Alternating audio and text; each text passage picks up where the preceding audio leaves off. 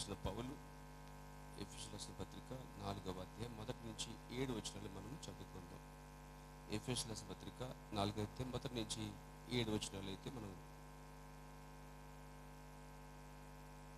చదువుకుందాం. కాబట్టి మీరు సమాధానమును బంధము చేత ఆత్మ కలిగించే ఐక్యమును కాపాడుకునేందు శ్రద్ధ కలిగిన వారి ప్రేమతోనూ ఒకరినొకడు సహించుచు మీరు పిలువబడిన పిలుపునకు తగినట్లుగా దీర్ఘశాంతముతో కూడిన సంపూర్ణ వినయముతోనూ సాత్వికంతోనూ నడుచుకునేవాళ్ళని ప్రభువును బట్టి ఖైదీని నేను మిమ్మల్ని బతిమలుకొనుచున్నాను. శరీరం ఒక్కటే, ఆత్మ ఒక్కడే, ఆ ప్రకారం మీ పిలుపు విషయమే ఒక్కటే నిరీక్షణగా ఉన్నట్టుకు పిలువబడితిరి. ప్రభు ఒక్కడే, విశ్వాసం ఒక్కటే, బాప్తిసం ఒక్కటే, అందరికీ తండ్రి దేవుడు ఒక్కడే. ఆయన అందరి పైగా ఉన్నవాడు, అందరిలో వ్యాపించి అందరిలో ఉన్నాడు. అయితే మనలో ప్రతి వానికి క్రీస్తు అనుగ్రహించు వరము యొక్క పరిమాణము చొప్పున కృప ఇయ్యబడెను. దేవుడు వాక్య భాగం దీవించును గాక. ప్రేమ నమ్మగలిగిన మా ప్రియ పరమ తండ్రి, సర్వశక్తి గల మా ప్రభువా, గొప్ప దేవుడు, నీకు స్తుతి మహిమ ఘనత ప్రభావం చెల్లించుకుంటున్నాం. ఇంతవరకు పాటల ద్వారా మహిమపరచబడ్డారు, సాక్ష్యాలతో జ్ఞానపరచబడ్డారు. మీరు మాకు ఇచ్చిన వాటిలో మీకు ఇచ్చుటకు సహాయం చేశారు. దేవా, మేము మీకిచ్చి ఆకాశ వాగులను తెరుస్తాను వాగ్దానం చేసిన దేవుడవు. మేము మీకిచ్చి శోధించినట్లయితే నువ్వు ఇస్తానని చెప్పి వాగ్దానం చేసావు ప్రభువా. ఆ విధముగా జరుగుగాక తండ్రి. చదవని వాక్యం దీవించండి, మాతో మీరు ఉండండి. కొద్ది నిమిషంలో నీ దాసుడు నిచ్చుడుకు నా వద్ద ఏమీ లేదు ప్రభువా. దేవా, కృప ద్వారా రక్షించబడిన పాపిని కనుకనిచ్చిన బలపరచండి, నాకు సహాయం చేయండి. నా ఎదుటన శ్రీమతి యేసుతో మాట్లాడుచున్నానని నమ్ముచున్నాను ప్రభువా. ఇది నీ భార్య ఉన్నది, మేము నీ కుమారులు కుమార్తెలమై ఉన్నాం. నీ కుమారులుగా మమ్మల్ని జ్ఞాపం చేసుకుని ఈ దినం మా మధ్యలో దిగివచ్చి ప్రభువా మమ్మల్ని అభిషేకించండి. నీ వాక్యాన్ని, చదవబడిన వాక్యాన్ని దీవించండి ప్రభువా. అందులో ఏముందో మాకేమీ తెలియదు ప్రభువా, మేము ఎరగము ప్రభువా. వాటిని అక్షరమైన కొన్ని ఆత్మీయ అర్థాన్ని బయలుపరచేవాడు నీవే కనుక నీ ఆత్మ ఆధీనంలోకి తీసుకోండి. దేవక్కడ ఉన్న రోగులు మీరు బాగు చేయండి, బలహీనలు స్వస్థపరచండి, కురింగిన వారిని లేవనెత్తండి. ఇక్కడ ఉన్నవారు ప్రతి వారిని మీరు జ్ఞాపం చేసుకోండి. నీ వద్దకు వచ్చే వారిని ఎంత మాత్రమో త్రోసివేయనని వాగ్దానం చేసిన దేవుడు గనుక నీ వద్దకు వచ్చిన వారిని త్రోసివేయక అంగీకరించి ప్రభువా నీ చిత్తాన్ని, ఉద్దేశాన్ని తెలియచేయండి. మరియు వాక్యము ద్వారా ఆత్మను పోషించండి, ఆయన బలపరచండి, కృప చెప్పండి. గతించిన వారమంతయు ప్రభువా మా ప్రయాణములు పనిపట్లో తోడుగా ఉండి క్షేమముగా సజీవులుగా ఉంచినందుకు స్తోత్రములు. మరలా తిరిగి ఈ దినమున పునరుద్ధరణ దినమందు ప్రభువా నీ సంధానంలో కలుసుకుని కృప మాకు ఇచ్చినందుకు స్తోత్రాలు. దీవించి ఆశ్రయించండి, యేసుక్రీస్తు నామములో ప్రార్థిస్తున్నాము, ఆమేన్. దయచేసి కూర్చోండి.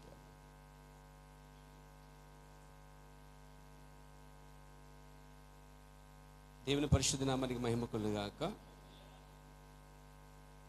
ఈ ఉదయకాలంలో ఒక అంశాన్ని మనం ధ్యానం చేసుకుందాం. అదేమిటంటే సహవాసం. దీని ఇంగ్లీష్లో ఫెలోషిప్ అని కూడా పిలుస్తారు.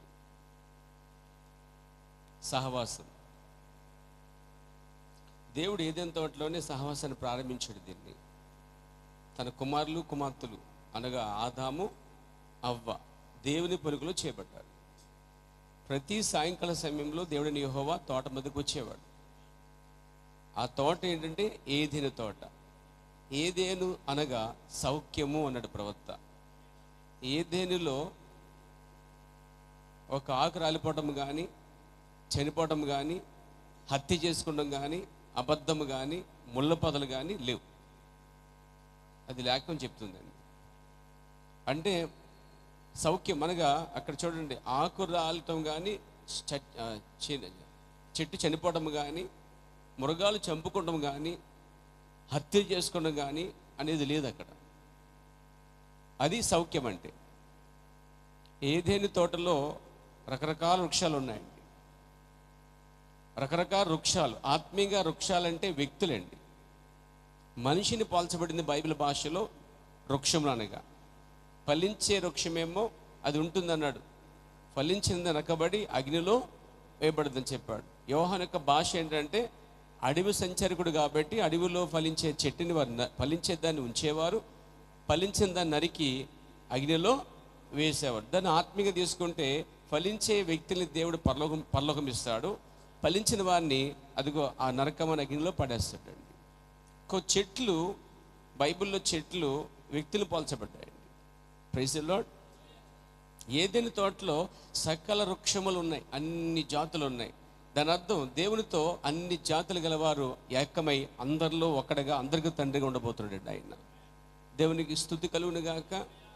ఏదైనా తోటలో ప్రధానంగా ఉన్నది ఎవరంటే జీవవృక్షం అని. జీవవృక్షం అనగా సింపుల్గా చెప్పాలంటే యేసుక్రీస్తు వారే. మరణవృక్షం అనగా సాతానుడే. Praise the lord. ఇప్పుడు సౌఖ్యమైన ఆ ఏదైనా తోటలో యేసుక్రీస్తు స్వయంగా లేక దేవుడిని యెహోవా స్వయంగా చేసుకున్నట్టు ఆదామును అవ్వని పెట్టాడు అక్కడ. ఇప్పుడు ఆమె కుమార్తె, మరి ఆమె కుమారుడు, మరి వారిద్దరూ భార్యాభర్తలు కూడా. అంతేకాదు అక్కడ ఒక సంఘము క్రీస్తుని కూడా పోల్చబడిందండి. ఆదాము యేసుక్రీస్తుకి ముంగుర్తిగా ఉన్నాడు, హవ్వ సంఘానికి గుర్తుగా ఉంది. Praise the lord. దేవునికి స్తుతి కలుగాక. ఇప్పుడు ఏం చెప్పబోతున్నాను, ఇప్పుడు వారిద్దరూ ఒక సహవాసం చేస్తున్నారు. వారితో పాటు మూడో ఆయన దేవుడు వారికి సహవాసం చేస్తున్నాడు. సాధారణంగా 2 పెడతాడు త్వరగా తెగిపోదంటాం.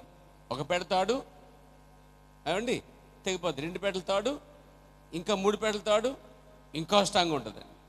చూడండి, మనిషి సింగిల్గా ఉన్నప్పుడు స్త్రీ అయినా పురుషుడైనా బలహీనపరచబడతారు. అనేక కారణాలు, వారి జీవితంలో ఎదురైన పరిస్థితులు ఏమండి వారిని బలహీనపరుస్తాయి. అది నన్నైనా నిన్నైనా ఎవరైనా మనిషే. అదే ఇద్దరు కలిసినప్పుడు కొంచెం స్ట్రాంగ్గా ఉంటుంది. వారికి పిల్లలు పుట్టినప్పుడు ఇంకా స్ట్రాంగ్ ఉంటుంది. అంటే వారి స్టెబిలిటీకి వచ్చేస్తారండి. వాళ్ళు ఒక ఫ్యామిలీ ఏర్పడుద్ది, అక్కడ ఒక సహవాసం ఏర్పడుద్ది. Praise the lord. ఒకరు అనేది సహవాసం అనబడదండి. వ్యక్తిగతంగా ఆత్మీయంగా చూస్తే ఒకరు అనేది దేవునితో కలిసే సహవాసం. అది దేవునికి వానికి మధ్య జరిగే ఒక్క సన్నివేశం లేకపోతే సహవాసం. ఒక మనిషి దేవునితో నడిచేంత వరకు ఆనుకోవలే, అది క్షేమమే.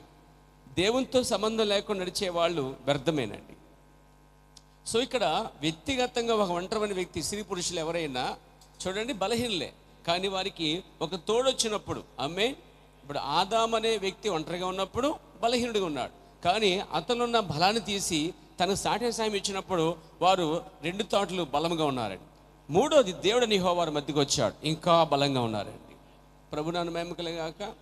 ఒక కుటుంబం కూడా ఏర్పడేది ఒకటి నుంచి ఇద్దరుగా, ఇద్దరు నుంచి ముగ్గురుగా, ముగ్గురు నలుగురుగా ఒక ఫ్యామిలీగా ఏర్పడుద్ది. అప్పుడు ఏమవుద్ది, కుటుంబానికి ప్రొడక్షన్ ఇస్తాం, మనం భద్రత ఇస్తాం, సెక్యూరిటీ ఇస్తాం, షూరిటీ ఇస్తాం. దేవుని స్తోత్రం కలుగాక. ఇదిగో నేను ఉన్నాను అని భరోసా ఇస్తాం పేర. అక్కడ ఒక సహవాసం ఏర్పడుద్ది. అంటే తల్లి తండ్రి పిల్లలు ఒక సహవాసం కలిగి ఉన్నారండి. Praise the lord. ఈ ఉదయకాలంలో నేను వస్తున్నప్పుడు జస్ట్ ఒక వాట్సాప్ ఓపెన్ చేస్తే దాంట్లో ఒకటి వచ్చిందనమాట. ఏంటంటే బెడ్రూమ్లో ఒక పక్క భర్త, ఒక పక్క భార్య, ఇద్దరు ఫోన్ చూసుకుంటున్నారండి. ఎవరికి సంబంధాలు, వాళ్ళ సహవాసం ఫోన్తో ఉంది. ఈ రోజుల్లో ఎక్కువ సహవాసం దేంతో ఉంది? 24 అవర్స్లో మనిషి ఎక్కువ దేంతో సహవాసం చేస్తున్నాడు? Exactly Facebook, YouTube, Instagram, reels. ఇదివరకు సీరియల్ చూసేవారండి, సీరియల్తో సహవాసం, టీవీతో సహవాసం. పోయి టీవీలు లేవు, లేకంటే మనకు లేవు, మిగతా వాళ్ళకి ఉన్నాయండి. వర్తమానంలో ఉన్నవాళ్ళు ఇంకా టీవీలు పెట్టుకుంటే, మీరు వర్తమానం కాదు, మీరు సంఘశాఖ. ఎగ్జాక్ట్లీ చెప్తున్నారు, మీరు బాధపడకండి. మీరు నిజంగా భార్యాభర్తలు రక్షించబడిన వాళ్ళు అయితే, ఇద్దరూ దేవుని నమ్ముకున్న వారైతే, ఇద్దరికీ సహవాసం సరైనది అయితే, వారిద్దరి మధ్య టీవీతో సంబంధము లేదు. ఇంకా మీరు బాప్తిజం పొంది వర్తమానం నమ్మి ఇంకా ఈ వర్తమానంలో ఉంటున్నట్లయితే, ఇంకా మీరు ఎవరైనా టీవీ కలిగి ఉన్నట్లయితే, ఈ సాయంకాలం ఇంటికి వెళ్ళి దాన్ని పీకి పడేయండి, లేదా దాన్ని పిలవండి, చుత్తు పట్టుకొస్తాను, దాన్ని చిరక బాధేస్తా, నాకు అవకాశం ఇవ్వండి. మీరు మీకు దాన్ని ప్రేమికమైపోయి కనుక మీరు దాన్ని చంపకపోతే నాకు ఇవ్వండి, నేనే దాన్ని చంపి నిర్మూలన చేసి పడేస్తాను. డబ్బులైతే ఇవ్వను, అది మీదే. సో సహవాసం టీవీతోనో, సీరియల్తోనో, సినిమాతోనో, లేకపోతే ఇంకా కాన్సన్ట్రేషన్ ఎటు అయిపోయించండి, ఇంకా ఫోన్తోనో, ఫేస్బుక్తోనో, ఇన్స్టాగ్రామ్తోనో, రీల్తోనో. ఇదివరకు సీరియల్ చూసేవారు, సీరియల్ మానేశారు, ఇప్పుడు అంత రీల్స్ వస్తున్నారు. ఇప్పుడు ట్రెండ్ మారిందంట. నీ బతికేం మారిందంటే నీ బతుకు మారలేదు, ఇంకా పాడైపోతుంది. సో తింటాను అంటే మన ప్రవక్త దాహం అనే వర్తమానంలో అంటున్నాడు, నీకు దాహం ఉంటుందట, దాన్ని ఎలా తీర్చుకోవాలని ప్రయత్నిస్తామట. రీల్స్ ద్వారానో, సీరియల్ ద్వారానో, సినిమాల ద్వారానో. కొందరు ఇవన్నీ అలవాటు ఉండవు. ఆ ఊసు ఈ ఊసు, ఆ ఊసు ఈ ఊసు సోలో పడిపోవాలి. వాళ్ళు నిద్రపడదు. ఆ పక్కోళ్ళు ఎలా ఉన్నారు, ఈ పక్కలు ఎవరు, ఆ పక్కలు ఏం చేస్తున్నారు అనేది వాళ్ళు వినేయాలి. వినేస్తే మనశ్శాంతిగా భోంచి నిద్రపోతారు. లేకపోతే నిద్రపోరండి వాళ్ళు. పక్క వాళ్ళ గోడలు వింటాం, పక్క వాళ్ళు అన్ని చేర్చుకుంటాం. ఇది ఒక బలహీనత అండి. ఇది ఒక బలహీనత. దీని నుంచి బయటికి రావాలి. Praise the lord. అంటే నేను చెప్తానంటే సహవాసం. వారి భార్య భర్తలు ఆ పక్క ఈ పక్క కూర్చొని ఏం చేస్తారంటే మొబైల్ చూసుకున్నారు, సంబంధాలు లేవు ఇంకా. ఈ లోపు చిన్నపిల్ల వచ్చింది. వచ్చి రాగానే తండ్రి అంటున్నాడు, ఫోన్ చేతిలో పట్టుకొని, తల్లి కూడా చేతిలో పట్టుకొని ఈయన అన్నాడు, ఏమ్మా హోంవర్క్ చేయలేదని అడుగుతున్నాడు. హోంవర్క్ ఆ చిన్నపిల్ల బుడత అంటుంది, నేను ఎలా హోంవర్క్ చేస్తాను? సరే ఒక కథ చెప్తానని చెప్పి కథ చెప్తుందండి. ఏంటంటే కథ, చేలో ఆవు కంచి మేస్తుంటే దాని దోడు కూడా గడ్డి మేయకుండా ఏం చేస్తుంది? కంచె మేస్తుంది కదా. అవును, కంచె మేస్తుంది. మరి మీరిద్దరూ సంబంధం లేకుండా ఊరికేటి అదేంటి మొబైల్ దగ్గరే ఉంటే మేము హోంవర్క్ ఎలా చేస్తాం హోంవర్క్ అన్నదండి. తప్పే వదిలేరు పోలు ఇద్దరు కూడా. అంటే చిన్న పిల్లల ద్వారా నేర్చుకుంటున్నారు కొన్ని విషయాలు.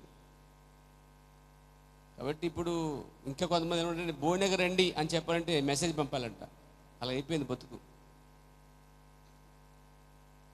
ఏమండి అంటే సహవాసం ఈ రోజుల్లో దేంతో ఎక్కువ ఉందో చెప్పండి.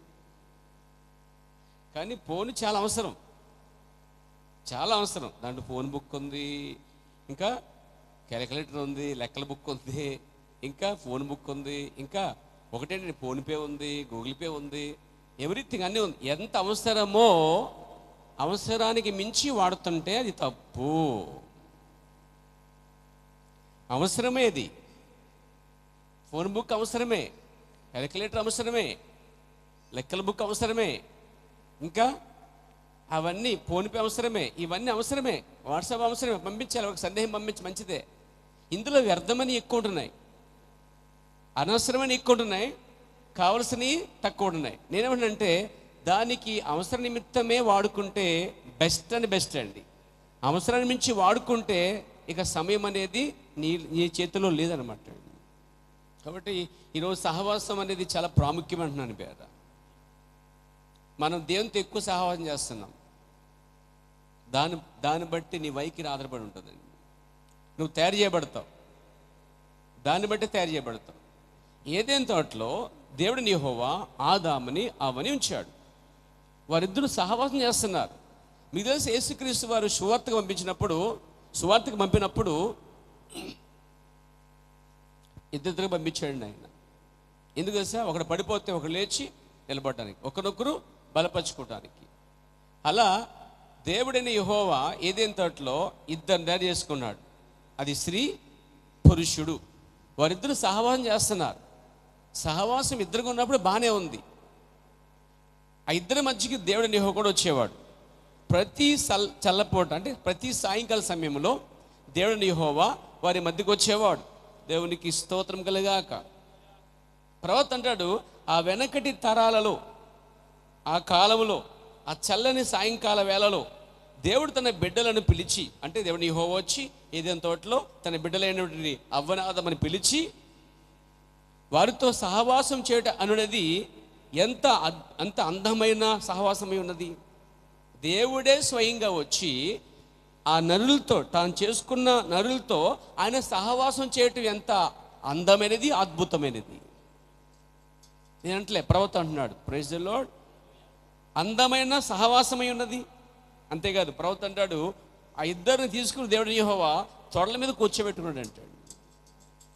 ఒక తండ్రి తన పిల్లల్ని ఏ విధంగా అయితే తన తొడల మీద కూర్చోబెట్టుకుని ఆడుతాడో పిల్లలతోటి, అదే దేవుడని యెహోవా ఒక తండ్రి స్థానంలో ఉండి ఆయన తన పిల్లలతో ఆడుకుంటున్నాడండి. ఆయన పిల్లలు తండ్రితో ఆడుకుంటున్నారు. ఈ సహవాసం తండ్రికి పిల్లలకి మధ్య ఉందా అని అడుగుతున్నానండి. Praise the lord. కొద్దిసేపు పిల్లలు తండ్రి పిల్లలు కలిసి మాట్లాడుకుంటాం, కలిసి సహవాసం చేయటం, కలిసి భోజనం కూడా చేయటం. ఎంతమంది ఈ రోజుల్లో ఉన్నారు అలాగా? దావీదు అంటాడు ఆ వాక్యంలో, నీ యొక్క బల్ల చుట్టూ నీ పిల్లలు ఒలీవ మొక్కల వలె ఉందురు. యెహోవా చేత దీవించబడినవాడు లేక ఆశీర్వదించబడినవాడు ఇలా ఉంటాడట. ఎలా ఉంటాడు? తన పిల్లలతో కలిసి సంతోషంగా ఉంటారు. పిల్లలు కూడా తండ్రితో సంతోషంగా ఉంటారు. తండ్రి తల్లిదండ్రులు కూడా సంతోషంగా ఉంటారు. ఈ సహవాసం ఉందా ఈ రోజుల్లో అని అడుగుతున్నాను. ఈ రోజుల్లో సహవాసం పోగొట్టుకుంటున్నాం. మనం తల్లిదండ్రులతో ఉండవలసిన సహవాసం స్నేహితులతో ఉంటుంది. తల్లిదండ్రులతో ఉన్న సహవాసం, దేవునితో ఉన్న సహవాసం బయట వాళ్ళతో ఎక్కువ ఉంటుంది. మొదట నీ ఇంటి నుంచి ప్రారంభించాలి సహవాసాన్ని. మొదట నీ ఇంటి నుంచి అంటే ముందు నువ్వు, నీ భార్య, నీ భర్త, నీ పిల్లలు, నీ యొక్క పిల్లలు కలిసి ఒక సహవాసం అనేది ముందుగా ఉండవలెను. దేవుడిని యెహోవా ఏదెన్ తోటలో తండ్రిగా ఉన్నాడు.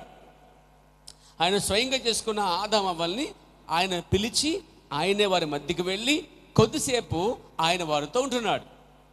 అంతేకాదు వీళ్ళిద్దరు కూడా తమ తండ్రి అయిన వాడు ఎప్పుడొస్తాడా, తన దేవుడు ఎప్పుడొస్తాడా, తన ఆరాధన యొక్క పాత్రుడైన వాడు ఎప్పుడొస్తాడని ఈ పిల్లలు కూడా ఎదురు చూస్తున్నారు.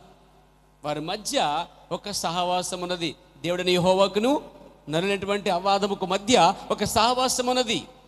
ఈరోజు తండ్రికి పిల్లల మధ్య ఒక సహవాసం ఉండాలి, లేక తల్లికి పిల్లల మధ్య ఒక సహవాసం ఉండాలి. సహవాసం లేకపోతే విభేదాలు స్టార్ట్ అవుతాయండి, అభ్యంతరాలు స్టార్ట్ అవుతాయి, మనస్పర్ధలు మొదలవుతాయి.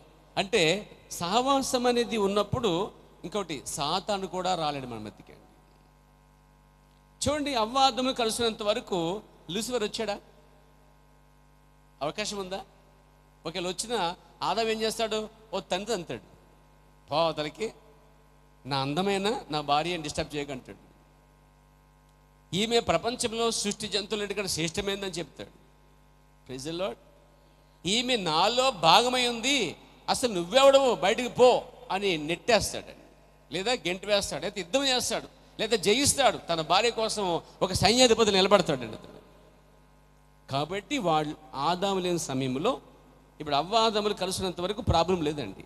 అసలు మీకు విషయం చెప్పనా, భార్య భర్తలు కలుస్తున్నంత వరకు వారి మధ్య ఎటువంటి ప్రాబ్లమ్స్ ఉండవండి. కానీ మూడో వ్యక్తి, అది స్త్రీ అయినా అది పురుషుడైనా ఏ రూపంలో వచ్చినా ఇద్దరి మధ్య పోరాటాలు, సహవాసం తెగిపోయే అవకాశాలు 100% ఉన్నాయి. ఏదెన్ తోటలో అవ్వాదము కలుసున్నంత వరకు మంచి సహవాసం, ఆదాముని అర్థం చేసుకునే స్థానము, అవరు అర్థం చేసుకునే స్థానము. భార్య భర్తలు ఎలా అర్థం చేసుకుంటారంటే ఇద్దరూ సహవాసం కలిగి ఉంటేనే అర్థం చేసుకుంటారు.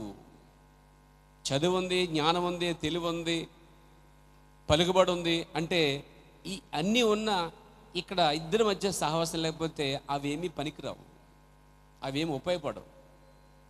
బలం ఆ సహవాసం తీసుకురాలేదు, ధనం ఆ సహవాసం తీసుకురాలేదు, చుట్టూన్న బంధు బలగం దాన్ని సహవాసం తీసుకురాలేవు. ఇద్దరూ కలిసి కొద్దిసేపు వారు మాట్లాడుకుంటామో, కలిసి భోంచేయటమో, కలిసి సంభాషించుకుంటామో ఉండాలి. అందుకని కలిసి ఏమండి మొబైల్లో గేమ్ ఆడుకోండి కాదు, ఒకే మంచం మీద ఉండి ఆ పక్క పడుకొని మొబైల్ చూసుకుంటూ, ఈ పక్క పడుకొని మొబైల్ చూసుకుంటూ అర్ధరాత్రిగా చూసి పడుకుంటాం. అది సహవాసమా? అక్కడ భర్త, అక్కడ భార్య ఉండగా ఇద్దరి మధ్య ఎవరు వచ్చారు? ఏమొచ్చింది? ఇది వచ్చింది. కొద్దిసేపు తర్వాత భార్య భర్తను తిట్టమో, భర్త భార్యను తిట్టమో జరిగింది.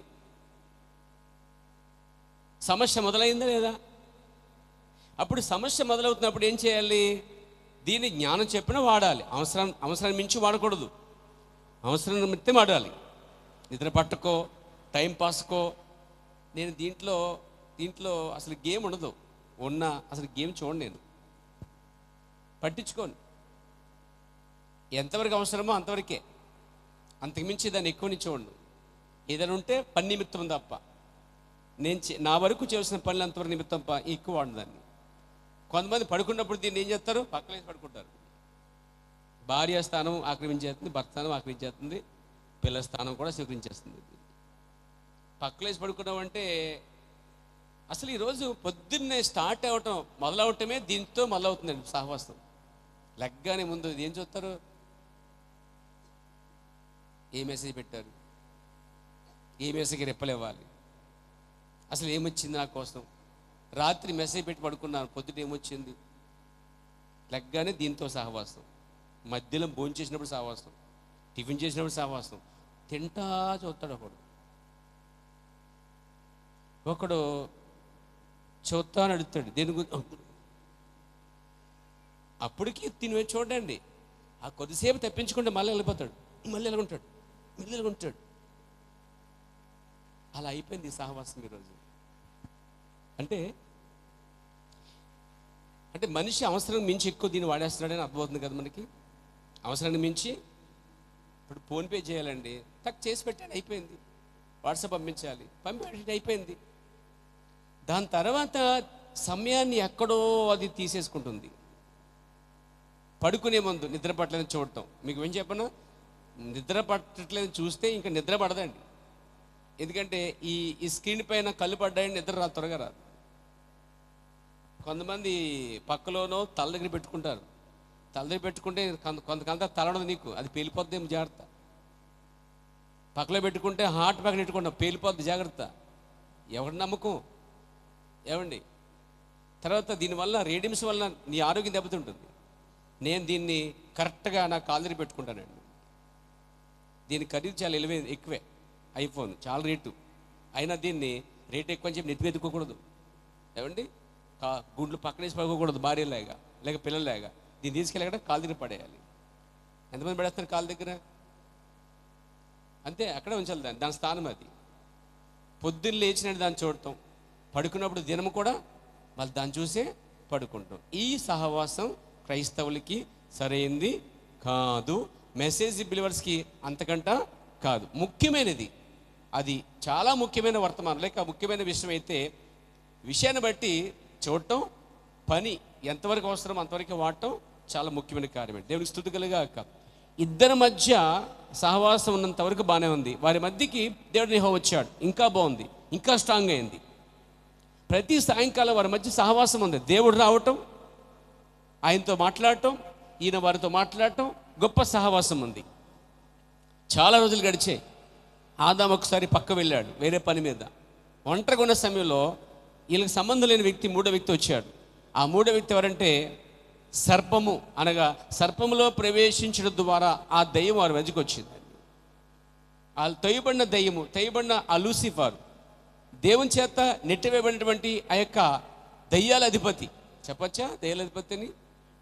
ఆ దయ్యాల అధిపతి వాడైతే దాన్ని యేసుప్రభువుకు తగిలించారు వాళ్ళు యూదులు.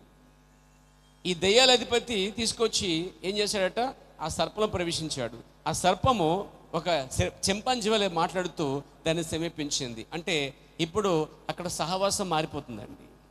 కానీ ఆమె చేయాల్సిన సహవాసం తన భర్తతోనూ తన దేవునితో చేయాలి. భర్తతోనూ ముందు సహవాసం, భర్తతోనూ సహవాసము, భర్తనిచ్చిన దేవునితోనూ సహవాసం చేయాలి. ఈరోజు చాలామంది లేడీస్ భర్తతో సహవాసం చేయరండి, అలా దేవునితో కూడా సహవాసం చేయరు. మంచి భర్తనిచ్చినందుకు దేవునితో సహవాసం చేయరు, దేవుణ్ణి భర్తను పక్కన పెడతారు. ఇప్పుడు అవ్వ కూడా దేవుణ్ణి పురుషుని పక్కన పెట్టింది కాబట్టి వచ్చిన వాడితో సంభాషిస్తూ ఉంది. ఆ మాటల వలన ఆమె ఏం చేసిందంటే త్వరగా పడిపోయింది. Praise the lord. ఆమె పడిపోయింది, చెప్పాలంటే ఆమె చెరపబడింది, చెప్పాలంటే ఆమె దేవునితోనూ తన భర్తతోనూ సహవాసాన్ని పోగొట్టుకుందండి. సో దేవుని ప్రవక్త ఏమంటే వినండి, ప్రైజ్ ది లార్డ్. ఆ విధముగా వారి బుగ్గల మీద ముద్దు పెట్టుకొనుచు మరియు ఒక రాత్రి విశ్రాంతి కొరకై వారిని పరుండబెట్టి, దేవుడే ఆ పొలములో అడవి మృగములను అలజడి కానీ ఏ హాని లేకుండా క్రింద పడుకోబెట్టి, ఏ హాని లేకుండా అవ్వాదములు పడుకోబెట్టే బెడ్ లేదు, అక్కడ బెడ్షీట్ లేదు, తలదిండి లేవు, నేల మీద చుట్టూ సర్పములు, పురుగులు, రకరకాలవన్నీ ఉన్నాయి. కానీ అవేమీ వారిని హాని చేయటం లేదు, అలాగే డిస్టర్బ్ కూడా చేయట్లేదు, ఇద్దరికి ఆటంకపరచట్లేదు. Praise the lord. ఏ రోగం లేదు, ఏ బాధ లేదు, ఏ భయం లేదు. ఏ రోగం లేకుండా తన సృష్టికర్త అయిన సన్నిధిలో ఒక క్రొత్త దినము మేలుకొనుట. మా యొక్క ఆత్మలు మరల ఆ సంఘము కొరకే, ఆ సమయం కొరకే వేచి ఉన్నాయన్నాడండి. అంటే ఏదైనా తోటని జ్ఞాపం చేస్తున్నాడు ఎవరు? ప్రవక్త బ్రహ్మ గారు. ఒకప్పుడు ఏ బాధ, ఏ రోగం, ఏ సమస్య లేదు. ఒకటే సహవాసం ఉండేది ఏదైనా తోటలో. కటిక నేల మీద వారు పడుకునేవారు. చుట్టూ జంతువులు ఏ హాని చేసేవి కాదు. అలాంటి స్థలములు వారు పరుండబెట్టబడ్డారు. దేవునితో వారు సహవాసం కలిగి ఉన్నారు. దేవునికి స్తోత్రం కలిగాక. దేవునితో సహవాసం ఎక్కువ చేసే కొలదే మంచి ఆరోగ్యం, మంచి ఆయుష్ అండి, మంచి నడిపింపు, మంచి నీతి జీవితం జీవించే అవకాశాలు ఉన్నాయి. దేవునికి స్తుతి కలుగును గాక. కాబట్టి ఇక్కడ ఏదెను తోటలో వారిద్దరూ కలిసి ఉన్నంత వరకు ఏ ప్రాబ్లమ్స్ లేవండి. కలిసి తిన్నారు, కలిసి పడుకున్నారు, కలిసే అక్కడ ఆ ఏదెను తోటలో నివసించారు. వారితో పాటు దేవుడు వారి మధ్యకి వచ్చాడు కాబట్టి ఇంకా స్ట్రాంగ్గా ఉంది. ఇప్పుడు దేవుడు రాని సమయం, ఆదాము లేని సమయం ఒకటి వచ్చింది. సహవాసం అక్కడ బలహీనపరచబడుతుంది. అవ్వ తన భర్తతోనూ దేవునితో ఉండవలసిన ఆమె పరాయవాడు. వాడు వచ్చి మాట్లాడుతున్నప్పుడు సర్పంతో సమాధానం చెప్తా ఉంది. ఇప్పుడు ఆమె ఏం చేసిందంటే, ఆమె వేరే వ్యక్తిని వారి మధ్యకి ఆహ్వానించడం వలన, సంభాషించడం వలన, సంభాషణ పొడిగించడం వలన అప్పుడు ఆమె చెరపబడిందండి. సహవాసం తెగిపోయింది. ఇప్పుడు దేవునితో ఉన్న సహవాసం కూడా తెగిపోయింది. విషయం చెప్పనా, దేవుని కుమారులు పాపం చేశారట. అక్కడ పడిపోయారండి వాళ్ళు. ఆధ్యాత్మిక్రమమే పాపం. నేను అంటులే, ఆదాము అవ్వ తన భార్యను చేర్చుకునే ముందు దేవుని ప్రవక్త అన్నాడు, వారు పాపము చేశాను అన్నాడండి. తనకు తాను ఎప్పుడైతే పాపము చేశారంటే, ఇక్కడ కాదు, ఇద్దరు పాపం చేశారండి. కానీ ఇద్దరికంటే ముందు ఎవరు పాపం చేశారు? ఎవరు అపరాధులు పడిపోయారు? ఆదాము కన్నా అవ్వే అపరాధంలో పడి పాపం చేసిన ఉంది బైబిల్లో. Praise the lord. ఆమె మోసగించబడింది. ఇప్పుడు ఎప్పుడైతే ఆదాము అవ్వలు ఈ పాపము ద్వారా పడిపోయారో, వారి వస్త్రములు అనగా వారి మీద కప్పబడిన పరిశుద్ధాత్మ వస్త్రములు తీసివేయబడ్డాయి. వారు చూటకు దిగంబరులే, కానీ పాపం ఎరగని వారు. వారు చూచుటకు వస్త్రం లేదు, నూలు పోగులేదు, అయినా వారు సిగ్గు ఎదుర్కొన్నారు. అంటే ప్రవక్త అన్నాడు, వారి మీద పరిశుద్ధాత్మని వస్త్రం ఉందంటండి. దేవుని స్తోత్రం చెప్దామా? వారి మీద పరిశుద్ధాత్మ వస్త్రం ఉన్నది. ఈరోజు మనం చనిపోయిన తర్వాత ఈ బట్టలు తీయబడతాయి, దిగంబరులు చేయబడతాం, పాతి పెట్టబడతాం. లేపబడినప్పుడు మనము ఒక మహిమ శరీరంతో లేపబడుతున్నాం. అనగా ఏదో ఒక వస్త్రం ధరించబోతున్నాం. అది మహిమ వస్త్రమైనది, లేక వాక్యపు వస్త్రమైనది, అది థియోఫనీ ఉన్నది. మన దిగంబలుగా ఉండం, కానీ వస్త్రము ధరించిన వారిగా ఉందమంటాడు. అదే పరిశుద్ధాత్మని వరము, లేక పరిశుద్ధాత్మని వస్త్రము. ప్రభునామ మహిమ కలుగాక. ఈ కార్యం జరిగిన వెంటనే దూత పరుగున పైకి వెళ్ళిందటండి. ఎవరో దూత లేక ఏదో పైకి వచ్చి దేవునితో చెప్పాను, నీ కుమారుడు తప్పిపోయాడు, నీ కుమార్తె పడిపోయినది, అతడు పాపం చేశాడు అని, అతడు పడిపోయాడు అని కబురు వెళ్ళిందండి దేవునికి. Praise the lord. సింహాసనం మీద కూర్చున్నాడు దేవుడని యెహోవా. తన ప్రియులైన, తన ప్రేమించే కుమారుడు పడిపోయిన మాట వినగానే ఆయన సింహాసనం మీద లేచాడు. Praise the lord. ఆయన లేచి తను సిద్ధపరచుకుంటున్నాడు, తను రెడీ అవుతున్నాడు. తన ప్రియమైన కుమార్తెలు పడిపోయినప్పుడు ఆ వార్త దూత వెళ్ళి మోసుకెళ్ళి చెప్పినప్పుడు దేవుడు అక్కడ ఏం చేశాడంటే, ఎవరినో పంపలేదట. అర్థమైంది నేను చెప్పింది? ఒక దూతను పంపగలడు, కానీ ఆయన పంపలే. ఒక దూత వెళ్ళి, అయ్యా నీ కుమారుడు పడిపోయాడు, నేను వెళ్ళి లేవనెత్తమంటావా అని అడిగితే ఆయన అన్నాడు, ఆయనంట ఆ దూత కూడా అవకాశం ఇవ్వలేదంటండి. ఆయన, మీరెవరు వెళ్ళక్కర్లేదు, నా కుమారుల యొద్దకి నేనే స్వయంగా వెళ్తాను. అంటే ఒక తండ్రి స్థానంలో ఉన్నవాడు తన ఇంట ఎంతమంది పనివారు ఉన్నా, ఎన్ని ఆస్తులు ఉన్నా, ఎంత బంగారం ఉన్నా, ఎంత డబ్బు ఉన్నా, ఏమంటే ఎంత హోదా ఉన్నా, తన కుమారుడు పడిపోయారో లేక చిన్న యాక్సిడెంట్ జరిగిందని చెప్పగానే అతడు పనివారు పంపడు, కానీ నాకు తెలిసినంత వరకు తండ్రి స్వయంగా తానే వస్తాడు హాస్పిటల్కి. Praise the lord. దేవునికి మహిమ కలుగాక. మనమంతా అలాగే చేస్తాం. అలాగనే దేవుడు ఎవరినో పంపలేదండి ఏదైనా తోటలకి, ఆయనే స్వయంగా వచ్చాడట అండి. కృపా సింహాసనంతో వచ్చాడట అక్కడికి. తీర్పు సింహాసనంతో రాలేదంటే ఆయన కృపా సింహాసనం వచ్చాడు. మీకు కృపా సింహాసనం అంటే ఏమో తెలియాలి, మీకు తీర్పు సింహాసనం అంటే తెలియాలి. తీర్పు సింహాసనం అనేది వచ్చినట్లయితే తీర్పు తెచ్చబడి అదిగో తోయబడతాం అగ్నిగుండంలోకి. ప్రభు కృపా సింహాసనం అయితే క్షమించబడతాం ప్రియారా. కాబట్టి ఏదైనా తోటలకు దేవుడిని యెహోవా ఎలా వచ్చాడట? తీర్పు సింహాసనం కాదు కానీ కృపా సింహాసనం దిగి వచ్చాడండి. అంటే వారిని క్షమించగలిగాడు. Praise the lord. అంతేకాదు కృప చూపడట వారికి, మీరు వెళ్ళిపోండి బయటికి, ఇప్పుడు నేను తర్వాత మీ ఈ పాపానికి పరిహారం చెల్లించిన తర్వాత మరలా మిమ్మల్ని లోపలికి తీసుకుని వస్తాను అన్నాడట. అంటే దేవుడు ఒక చట్టాన్ని కలిగి ఉన్నాడండి. పాపము చేసినా తప్పు చేసినా అందులో నిలబడకూడదు, ఏదైనా బయటకు వచ్చేసేయాలని చెప్పి. కాబట్టి వారి సొంత పిల్లల చేత పాపము చేయించినవాడు శత్రువు తెలుసా. దేవుడు చూడండి, సాతాను తెలుసట ఏ తప్పు చేయిస్తే దేవుడు తన్నేస్తాడు వాళ్ళని. నీకు తెలుసా ఆ విషయం? సాతానికి ఏదో తెలుసు, అదేదో నీకు తెలుసా? సాతాన్ ట్రిక్ ఏంటంటే వీళ్ళ చేత తప్పు చేస్తే వీళ్ళ దేవుడే తన్ని బయటెడతాడు అని నీకన్నా నాకన్నా అవగాహన కలిగి ఉన్న సాతానుడు. ఏది చేస్తే దేవుడు ఒప్పుకోడో, ఏదైతే ఇష్టం లేదో అనే దాన్ని సాతాను బాగా గుర్తుపెట్టి ఇది చేస్తే సింపుల్గా వాళ్ళ దేవుడే వారిని బయటకు తరిమేస్తాడని తెలుసువాడు. చూడండి, ఆ యొక్క మోయాబుల దగ్గరికి వెళ్ళొద్దని చెప్పినప్పుడు మోషే తెలియకుండా కొంతమంది మోయాబు పండగకు పోయారట. మోయాబులు పిలిచిన విందుకు పోయారు. బిలాం అనుకున్నాడట, మనమేమి చేయట్లేదు వాళ్ళని, వాళ్ళు దేవుని చేత చంపించవచ్చు కావాలంటే. ఏంటంటే తప్పు చేస్తే చాలు వీళ్ళ చేత దేవుడే వీరి మీద ఉగ్రత చూపిస్తాడు, వీళ్ళ మీద కోప్పడతాడు, వీళ్ళు అతమార్చాడు కావాలంటే, మనం చంపక్కర్లని చెప్పి జ్ఞానం చెప్పిన వాళ్ళు పిలిచి వాళ్ళ చేత తప్పు చేయించారండి. అర్థమైంది చెప్పింది అంటే తప్పు వాళ్ళ చేత చేయిస్తే దేవుడు ఎవరిని అనాలి? చేయించింది అనాలి. కానీ దేవుడు వీళ్ళంతా అంటున్నాడు. చాలా సందర్భాలు గమనించిన పాత నిబంధనలో దేవుడు వీళ్ళనే గద్దించాడు, వీళ్ళనే శిక్షించాడు, వీళ్ళనే తరుము కొట్టాడు, వీళ్ళనే శత్రువులకి బానిసలుగా చేసే సందర్భాలు ఉన్నాయి. మరి భయం ఉండకూడదు, మరి భయం రావాలి పాటికి మనకి. అమ్మో, దేవుని వాక్యానికి తప్పు విరుద్ధంగా వెళ్తే దేవుడు ఎవరో చేయించదు కాదు కానీ ఎలాగా వారికి శిక్ష ఉంటుందిలేండి. దేవుడు వారిని విడిచిపెట్టాడు, సర్పాన్ని విడిచిపెట్టలేదు దేవుడు. అలాగా సర్పము తప్పు చేయించినా సర్పాన్ని విడిచిపెట్టలేదు, ఆదాము విడిచిపెట్టలేదు, అవని కూడా విడిచిపెట్టలేదు. దేవుడు అందరికీ దేవుడిగా ఉన్నాడు, అందరికీ తిరుపరిగా ఉన్నాడు, అందరికీ కృప చూపాడుగా ఉన్నాడు కూడా. దేవునికి స్తోత్రం కలుగాక. కాబట్టి స్వయంగా ఆయనే వచ్చాడు. ఆమేన్ ఆమేన్. ఎలా వచ్చాడంటే నేను మిమ్మల్ని క్షమించుచున్నాను, ప్రైజ్ ది లార్డ్. అయితే శిక్షిస్తున్నాను, నువ్వు ప్రసవ పిల్లంగా అంటావు, నువ్వు ప్రయాసపడి మళ్ళా మట్టుకు చేరే వరకు, నువ్వు మన్నుగా చేరే వరకు నువ్వు అలాగే పనిచేస్తావు అని చెప్పి వాళ్ళని బయటికి గంటేసాడండి. వాళ్ళని బయటికి గంటేసింది ఇష్టం లేక కాదు, అర్థమైంది మీకు చెప్పింది.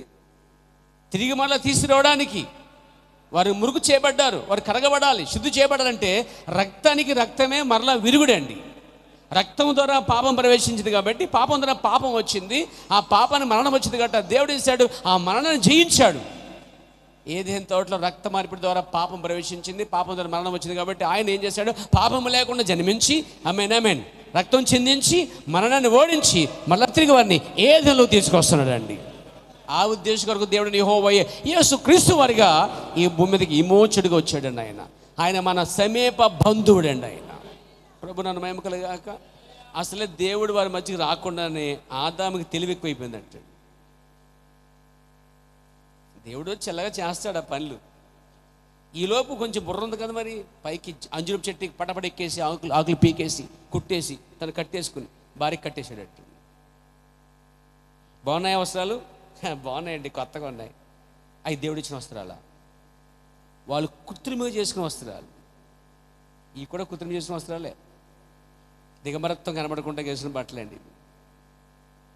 కానీ ఒకరోజు ఇవేమి లేకుండా దేవుని పరిశుద్ధాత్మత కప్పబడిన వారుగా, పాపం లేనివారుగా, ఆ ఆలోచన లేనివారుగా దేవునితో మళ్ళీ ఏదేని తోట అనుభవం రాబోతుందండి. ఎంతమంది నమ్ముతారు పేర? మళ్ళీ రాబోతుంది. దానికి ప్రవక్త అంటున్నాడు, ప్రైజ్ గాడ్, దేవునికి స్తోత్రం కలుగాక. ఏమంటాడు తెలుసా ఆయన?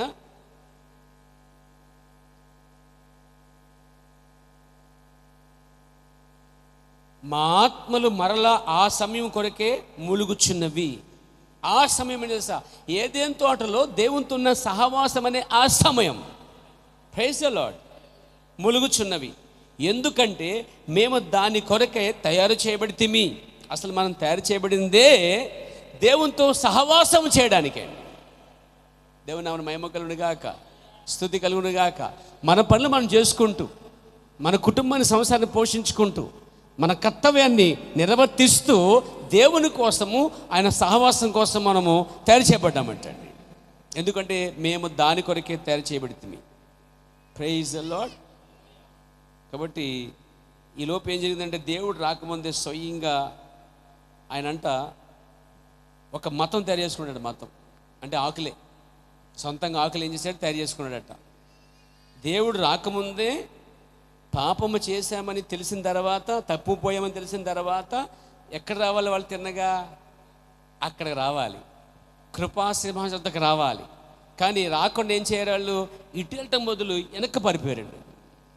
దేవుని ముందుకు రావడానికి బదులు వారు దేవునికి దూరంగా పరిగెట్టారు. తెలుసా మీకు? ప్రవర్తనాడు పాపమే దేవుని నుంచి వేరు చేస్తుంది అన్నాడండి. పాత నిబంధన బాగా అర్థం చేసుకుంటే 2 విషయాల్లో దేవుడు కోపడ్డాడండి. పాత నిబంధన బాగా అర్థం చేసుకోగలిగితే మీరు, అంటే గ్రహించగలిగితే, 2 విషయాలు దేవునికి నచ్చలేదు. 1 విగ్రహారాధన, 2 వ్యభిచారం.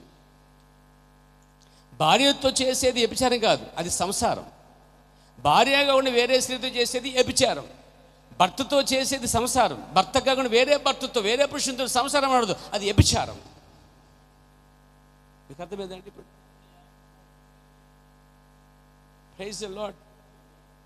దేవునికి స్తుతి కలుగును గాక. చూడండి, ఎప్పుడైతే పాత నిబంధన వ్యభిచారం చేసినప్పుడు దేవుడు వారిని శిక్షించాడు లేదా? మరి ఆయన మారిపోయాడండి. నన్నైనా నిన్నైనా ఎవరినైనా దేవుడు అలాగే ట్రీట్ చేస్తాడండి. దావీదు చేసినప్పుడు కూడా తన ప్రియమైన దావీదు, ప్రియమైన వాడు, దేవుడు అన్నాడు నాకు ఇష్టానుసారం అని చెప్పాడు దేవుడు. చూసారా? ఆ వ్యక్తిని కూడా దేవుడు విడిచిపెట్టలేదంటే మరి నిన్ను, నన్ను, మనల్ని ఇంకెవరినైనా విడిచిపెడతాడేమో చూడండి. సొంతంగా స్వయంగా చేసుకున్న ఆదాము అవ్వల్ని వ్యభిచారం అనే కార్యం జరగగానే దేవుడు వారిని బయటికి నెట్టివేశాడు. చూసారా? మార్పు లేని దేవుడు అండి ఆయన. అప్పుడు ఎలా ఉన్నాడు ఆ విషయంలో, ఇప్పుడు అలాగే ఉన్నాడు. కృపలో ఐశ్వర్యవంతుడు ఎలా ఉన్నాడో తీర్పులో కూడా న్యాయవంతుడిగానే ఉన్నాడు. Praise the lord. దేవుని నామమున మహిమ కలుగును గాక, స్తుతి కలుగును గాక. ఇప్పుడు ఏం చేశాడంటే, పాపము చేసినప్పుడట స్త్రీ అయినా పురుషుడైనా సంఘమైనా ఎవరైనా దేవుని నుంచి దూరంగా పారిపోతారంట. ప్రవర్తనాడు పాపము దేవుని సహవాసాన్ని దూరం చేస్తుందంటండి. ఇప్పుడు వీళ్ళు సహవాసం కలిగి ఉన్నారు, పాపం లేనప్పుడు. పాపం వచ్చినప్పుడు దేవునితో సహవాసం చేయలేకపోతున్నారు. ఇప్పుడు భయం మొదలైంది, సిగ్గు మొదలైంది, దిగంబరత్వాన్ని గుర్తించారు, వారి మీద వస్త్రం వెళ్ళిపోయిందని గుర్తించారు. వాళ్ళు త్వరగా వెళ్ళి అంజూరపు యొక్క ఆకులు కట్టుకుని చెట్టు చూడని దాక్కున్నారు. ప్రవర్తనాడు ఈరోజు మనుషుడు పాపము చేసి సంఘ శాఖ సిద్ధాంతం వైపు దాన్ని వెనక దాక్కున్నాడట. సంఘ శాఖ సిద్ధాంతాలు మార్పు తీసుకురాలేవు. సంఘ ఆచారాలు, సంఘ పరంపర ఆచారములు, సంఘ సిద్ధాంతములు, ఏమండి మనుషులు పెట్టుకున్న సిద్ధాంతాలు, ఆచారాలు వలన మనుషుడు శుద్ధిని పొందలేడు, పాపశమని పొందలేడు అండి. పాపాలు పోయే మార్గం తెలియక ప్రజలు రకరకాలుగా ప్రయత్నిస్తారు. ఎక్కడికో ఏమండి కన్యాకుమారి నుంచి కాశ్మీర్ దాకా పరుగులు తీస్తూ ఉన్నారు. రకరకాల వస్త్రాలు వేసుకుంటున్నారు, రకరకాల ప్రయత్నాలు చేస్తున్నారు. అంటే పాపము చేసిన తర్వాత నేరుగా దేవునికి వచ్చి ఒప్పుకోవాల్సిన వారు ఒప్పుకుంటామని ప్రయత్నాలు అయితే పుణ్యకార్యాలు చేసుకుంటూ పాపాలు పోగొట్టుకుందామని ప్రయత్నిస్తున్నారు. కానీ అవి పోనే పోవు. దేవునికి స్తోత్రం కలుగాక. ఏమండి ఒకడు రాజమండ్రి నదిలో పుష్కరాల్లో దిగి ములిగి శుద్ధులయ్యాం, పరిశుద్ధులయ్యాం అనుకొని వచ్చేస్తున్నారంటే వీళ్ళందరూ, అందులో మరి రాజకీయవేత్తలు చాలామంది ఉన్నారు, ఎంపీలు, ఎంపీటీసీలు, వాళ్ళు వీళ్ళు మొత్తం రాజకీయ జనాంగం అంతా అక్కడే ఉన్నారు. అందరూ 12 సంవత్సరాల క్రితం అంతా పాపాలు చేసేసి పుణ్యక్షేత్రం వచ్చినట్టుగా ఈ 12 పుష్కరాల టైంలో వాళ్ళందరూ వెళ్ళిపోయి అలా నదిలో దిగి వచ్చేసినప్పుడు అనుకుంటున్నారంట ఇక చేసిన పాపాలన్నీ కూడా పోనీ శుద్ధి. ఈ మూమెంట్లో ఒకడు వాళ్ళ ముందు ఏమండి వంగిని మరి తెగ తోమేస్తున్నాడండి. తెగ తోమేస్తుంటే వాళ్ళు వీడు ఇందాక నుంచి తెగ తోమేస్తున్నాడు అని చెప్పేసి ఆ గట్టు మీద ఎవరు రాజకీయ జనాంగం అంతా శుద్ధులైపోయాము, పుష్కరాలు మునిగిపోయాము, మా పాపాలన్నీ పోయాయి, ఇక్కడికి కొత్త పాపాలు చేయబోతున్నాం అని ఒక మూమెంట్లో వాడు దిగి తోమేస్తున్నాడంటే ఏరా ఇందాక నుంచి తోమేస్తున్నాడంటే పైకి తీసాడు, మసిబొగ్గాడు, తోముతున్నాడండి వాళ్ళ కళ్ళ ముందు. ఏం చేస్తాడు? అరే ఏం చేస్తున్నావురా? సార్ ఇది తెల్లగా రావాలని గంట క్రితం నుంచి ఏం చేస్తున్నాను? ముంచుతున్నాను పైకి లేపుతున్నాను, గడ్డితో బ్రష్తో తోముతున్నాను, తెల్లగా వస్తుంది అని. వాళ్ళు నవ్వారట. ఒరే పిచ్చాడా, అది తెల్లగా వస్తుందా? ఎలా వస్తుంది అసలే? అది తెలుపు రాదన్నాడు అంటాడు. మరి ఇది తెలుపు రానప్పుడు మీ పాపలు ఎట్లా పోతాయి అని అడిగాడంట. స్ట్రాంగ్గా ఉంది కదా, అది ప్రాక్టికల్ చూపించాడు వారికి. ఇన్ని పాపాలు తప్పులు చేసిన మీరు అలా ములుగు వచ్చేస్తుంటే తేలిగ్గా పాపాలు పోతున్నాయంటే మరి అంత తేలిగ్గా మీరు తెల్లబడిపోతే ఈ మసిపోగు ఎందుకు తెల్లగవట్లేదు అని అడిగాడు. అవ్వదన్నాడు. అలాగే మీ పాపాలు కూడా పోవు. మరి ఏం చేయాలి? మీ పాపాల పాడు ఏకైక మార్గం ఒకటి ఉందన్నాడట. దేవునికి స్తోత్రం కలుగాక. చదవండి, దేవునికి స్తోత్రము కలుగాక. మొదటి యోహాను రాసిన పత్రిక 1వ అధ్యాయము 9వ వచనం. మన పాపములను మనం ఒప్పుకొని ఎడల ఆయన నమ్మదగిన వాడును నీతిమంతుడు గనుక మన పాపములను క్షమించమే కాదు సమస్త దుర్నీతి నుండి మనలను పవిత్రులుగా చేయును. దేవునికి స్తోత్రం కలుగాక. అంటే ఒక వ్యక్తి పాపాలు పోవాలంటే అంజురపు ఆకుల వల్ల పోవంటండి. సొంత మతాలు ప్రవర్తన చెప్పాడు, కొత్త సిద్ధాంతం అంట. అవన్నీ కూడా ఏదో కొత్త బండి మీద ఎక్కించినట్టుగా మందాసమును ఈరోజు కొత్త ఆచారాలు, కొత్త సిద్ధాంతాలు, కొత్త కార్యక్రమాలు, కొత్త బోధలు, కొత్త ప్రత్యక్షతలు, కొత్త ప్రవక్తలు బయలుదేరారు. పేరా ఉంటున్నారు? నాతో ఉన్నారా? Praise God. ఆదాముకి కొత్త ఆలోచన వచ్చింది. ఏదో ఆ రోజు దావీది కొత్త బండి ఆలోచన వచ్చినట్టుగా, కొత్త బండి ఎద్దులు అనగా కొత్త సిద్ధాంతం అనే ప్రవక్త. అంజూరపు ఆకులంటే అర్థం ప్రవక్త చెప్పిన మాట చూద్దాం. ప్రభు నాను మహిమకలుగాక. వారు పాపం చేశాను, తనకు తానుగా ఒక మతము తయారు చేసుకున్నాను అనగా కప్పుకొనుట. తనకు తాను ఒక మతము తయారు చేసుకున్నాను. ఎవరు తప్పు చేసిన వాడు ఆ తప్పు కప్పుకోవడానికి, ఆ తప్పు దిద్దుకుంటకు బదులు, సరి చేసుకోవడానికి బదులు దాన్ని కప్పుకోవడానికి ప్రయత్నించే ప్రయత్నమే ఈ కొత్త సిద్ధాంతాలు. Praise the lord. నాతో ఉన్నారా? ఆయన అంటున్నాడు, తయారు చేసుకున్నాను. ఒక మనిషి అతడు ఏదో విధమైన ఒక మతమును పొందాను, వారు పాపము చేశాను. అతడు తనంతా తాను ఒక మతమును మాటకు అర్థము కప్పుకొనుట. ఏదో దాన్ని కప్పిన దాని వలె ఉన్నది. నాకు ఈ కోటు ఏ విధంగా అయితే కప్పుకుని ఉన్నానో, ఎందుకనగా అది నా ఉనికిని కప్పును, మీ బట్టలు అదే విధంగా ఉన్నవి. మరియు అది ఒక కప్పుట, అంటే కప్పుట కనబడకుండా కప్పబట్టం అన్నమాట. ఇప్పుడు కనబడకుండా కప్పటం అనేది ఒక అంజూరపు ఆకుల వల్ల జరిగే కార్యము కాదు. ఈరోజు పాపాలు కప్పుకోవడానికి మనుషుడు వివిధమైన ప్రయత్నాలు చేస్తున్నాడు అండి. మీకు తెలుసా, హైవే రోడ్లో వెళ్తున్నప్పుడు ఎంతమంది నడిచి వెళ్తారు చూసాడు, వాళ్ళు చెప్పులు కూడా లేకుండా. వాళ్ళని చూస్తున్నప్పుడు అనిపిస్తుంది ఎంత కష్టపడతారంటే వాళ్ళు కాళ్ళు కూడా ఉబ్బిపోయి కాలిపోయి చెప్పులు లేకుండా ప్రయాణం చేస్తుంటారు. కొంతమందికి అయితే కాళ్ళకి గుడ్ల చుట్టుకొని చాలా అవస్థాపలు పడుతూ కష్టం మీద వెళ్తారు. అంటే వారు ఏం నమ్ముతారంటే, ఇలా మేము నడుచుకుంటూ వెళ్తే మా పాపాలు దేవుడు క్షమిస్తాడని చెప్పి అనుకున్నాడు. అది ఒక సొంత సిద్ధాంతం, ఒక సొంత ఆలోచన, కొత్త సిద్ధాంతం. ఈ పాపం చేశాం కాబట్టి ఈ పాపాన్ని పరిహారం కనబడకుండాలంటే ఏం చేయాలి? వెళ్ళిపోయి అంజూరపాకులు కట్టుకున్నాడు అనమాట. ప్రవర్తన అంజూరపాకులు కట్టుకోవడం అంటే దేవుని వద్దకు రాకుండా ఏ ప్రయత్నం చేసినా అది విఫలము, పాపాలు పోయే మార్గం అది కాదు. ప్రభు నామన మహిమ కలుగునుగాక, స్తుతి కలుగునుగాక. చూడండి, ఇప్పుడు గమనించండి. అప్పుడు ఆదామునకు అతని అంజూరపు ఆకులు దేవుని సముఖముగా కలిగినంత వరకు అంతా సరియే. అయితే అతడు దేవుని ఎదుటకు వచ్చినప్పుడు, విన్నారండి, అతని అంజూరపు ఆకులు మంచిగా లేవని అతను గ్రహించాను. నేను చేసిన పని దేవుని ఎదుటకు వచ్చినప్పుడు ఇది సరికాదని అర్థమైందంట అతనికి. ఎప్పుడు వచ్చినప్పుడు? దేవుని సంధికి వచ్చినప్పుడే నీకు అర్థమవుద్ది. దేవునితో సహవాసం చేసినప్పుడే నీకు అర్థమవుతుంది. అంతవరకు నువ్వు మంచివాడివే, నేను మంచిదాన్ని అనుకుంటాం. కానీ ఎవరైతే దేవునికి సన్నిధికి వస్తారో, చూడండి, చిన్న ఉదాహరణ చెప్తాను. దేవుడు వచ్చేసాడు అక్కడికి, యెహోవా. వీళ్ళు అప్పుడు ఎక్కడ దాక్కున్నారు? చెడు దాక్కున్నారు. దేవుడిని యెహోవా వచ్చావని పిలుస్తున్నాడు. వాళ్ళు మెల్లగా భయపడుతూ వస్తూ ఉన్నారు.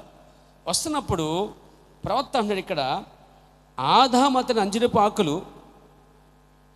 మంచిగా లేవని దేవుని ఎదుటికి వచ్చినప్పుడే అర్థమైందంట అతనికి. ఎంత బాగా చెప్పాడండి ప్రవక్త. అంతకుముందు అతనికి అది మంచిగా ఉన్నాయి, నేను చేసిన పని బాగుంది అనుకున్నాడు, దిగంబరత్వాన్ని కప్పేసుకున్నాను అనుకున్నాడు. కానీ అంజూర ఆకులతో వచ్చినప్పుడు దేవుని సంధికి వచ్చినాడు మాత్రమే సుమా, అప్పుడు అర్థమైందట, ఇవి సరిగా లేవు, ఈ మార్గం సరైనది కాదు, ఇది కరెక్ట్ కాదని అతడు గ్రహించగలిగాడట. ఆ గ్రహింపు ఎప్పుడు వచ్చింది ఆ మనిషికి? తప్పు పాపము చేసి పారిపోతున్నప్పుడు. ఒకటి, పాపము వలన దేవుని సహవాసానికి దూరం అవుతాం. పాపాన్ని మళ్ళా ఒప్పుకోకపోతే దేవునితో సహవాసం లేదు. ప్రభుత్వం తీసుకోవాలంటే ముందు పాపాలు ఒప్పుకుని అది విడిచిపెట్టి తీసుకోవాలి. బాప్తిసం పొందాలంటే మారుమనసు పొంది పాపాలు విడిచిపెట్టి బాప్తిసం పొందాలి. అది నీలోనే ఉంది ఆ కార్యం. అలా దేవుని వద్దకు వచ్చి ఒప్పుకుంటకు బదులు దేవుడి నుంచి వెనక్కి వెళ్ళి వీళ్ళు పాపము వాళ్ళు వెనక్కి తీసుకెళ్ళడమే కాదు, కానీ సొంత సిద్ధాంతాలు, సొంత ఆచారాల ద్వారా తృప్తిపరచబడుతున్నారు ఈరోజు చాలామంది అనమాట. ఈరోజు నల్ల బట్టలు వేసుకుంటే, తెల్ల బట్టలు వేసుకుంటే, ఏమండి, రోమన్ క్యాథలిక్ కూడా డ్రెస్ వేసుకుంటారు, వాళ్ళు కూడా బట్టలు వేసుకుంటే, 40 రోజులు ఉపవాసం ఉంటే, ఏమండి, అరబీలు అంటున్నారు 40 రోజులు ఉపవాసం ఉంటే పాపాలు పోతాయని. 40 రోజులు ఉపవాసం ఉంటే మా పాపాలు పరిహరించబడతాయి. 40 రోజులు శ్రమకాలంలో ఉంటే మనం నీతిమంతులకు తీర్చబడతాం. మనం ప్రయాణం చేస్తే నల్ల బట్టలు, తెల్ల బట్టలు, ఎర్ర బట్టలు, పసుపు బట్టలు, ఏ బట్టలు ఆ బట్టలు ఇవి వేసుకుంటే కొన్ని రోజుల వలన ఏంటి ఈ విధంగా వేసుకుంటే పాపాలన్నీ పోతాయని మనుషుడు అంజురపాకులు సొంతంగా తయారు చేసుకున్నాడు. ఇవన్నీ కూడా ఇవే సరైనవైతే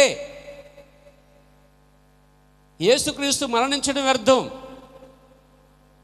ఆ మరణానికి అర్థం లేదు అసలే.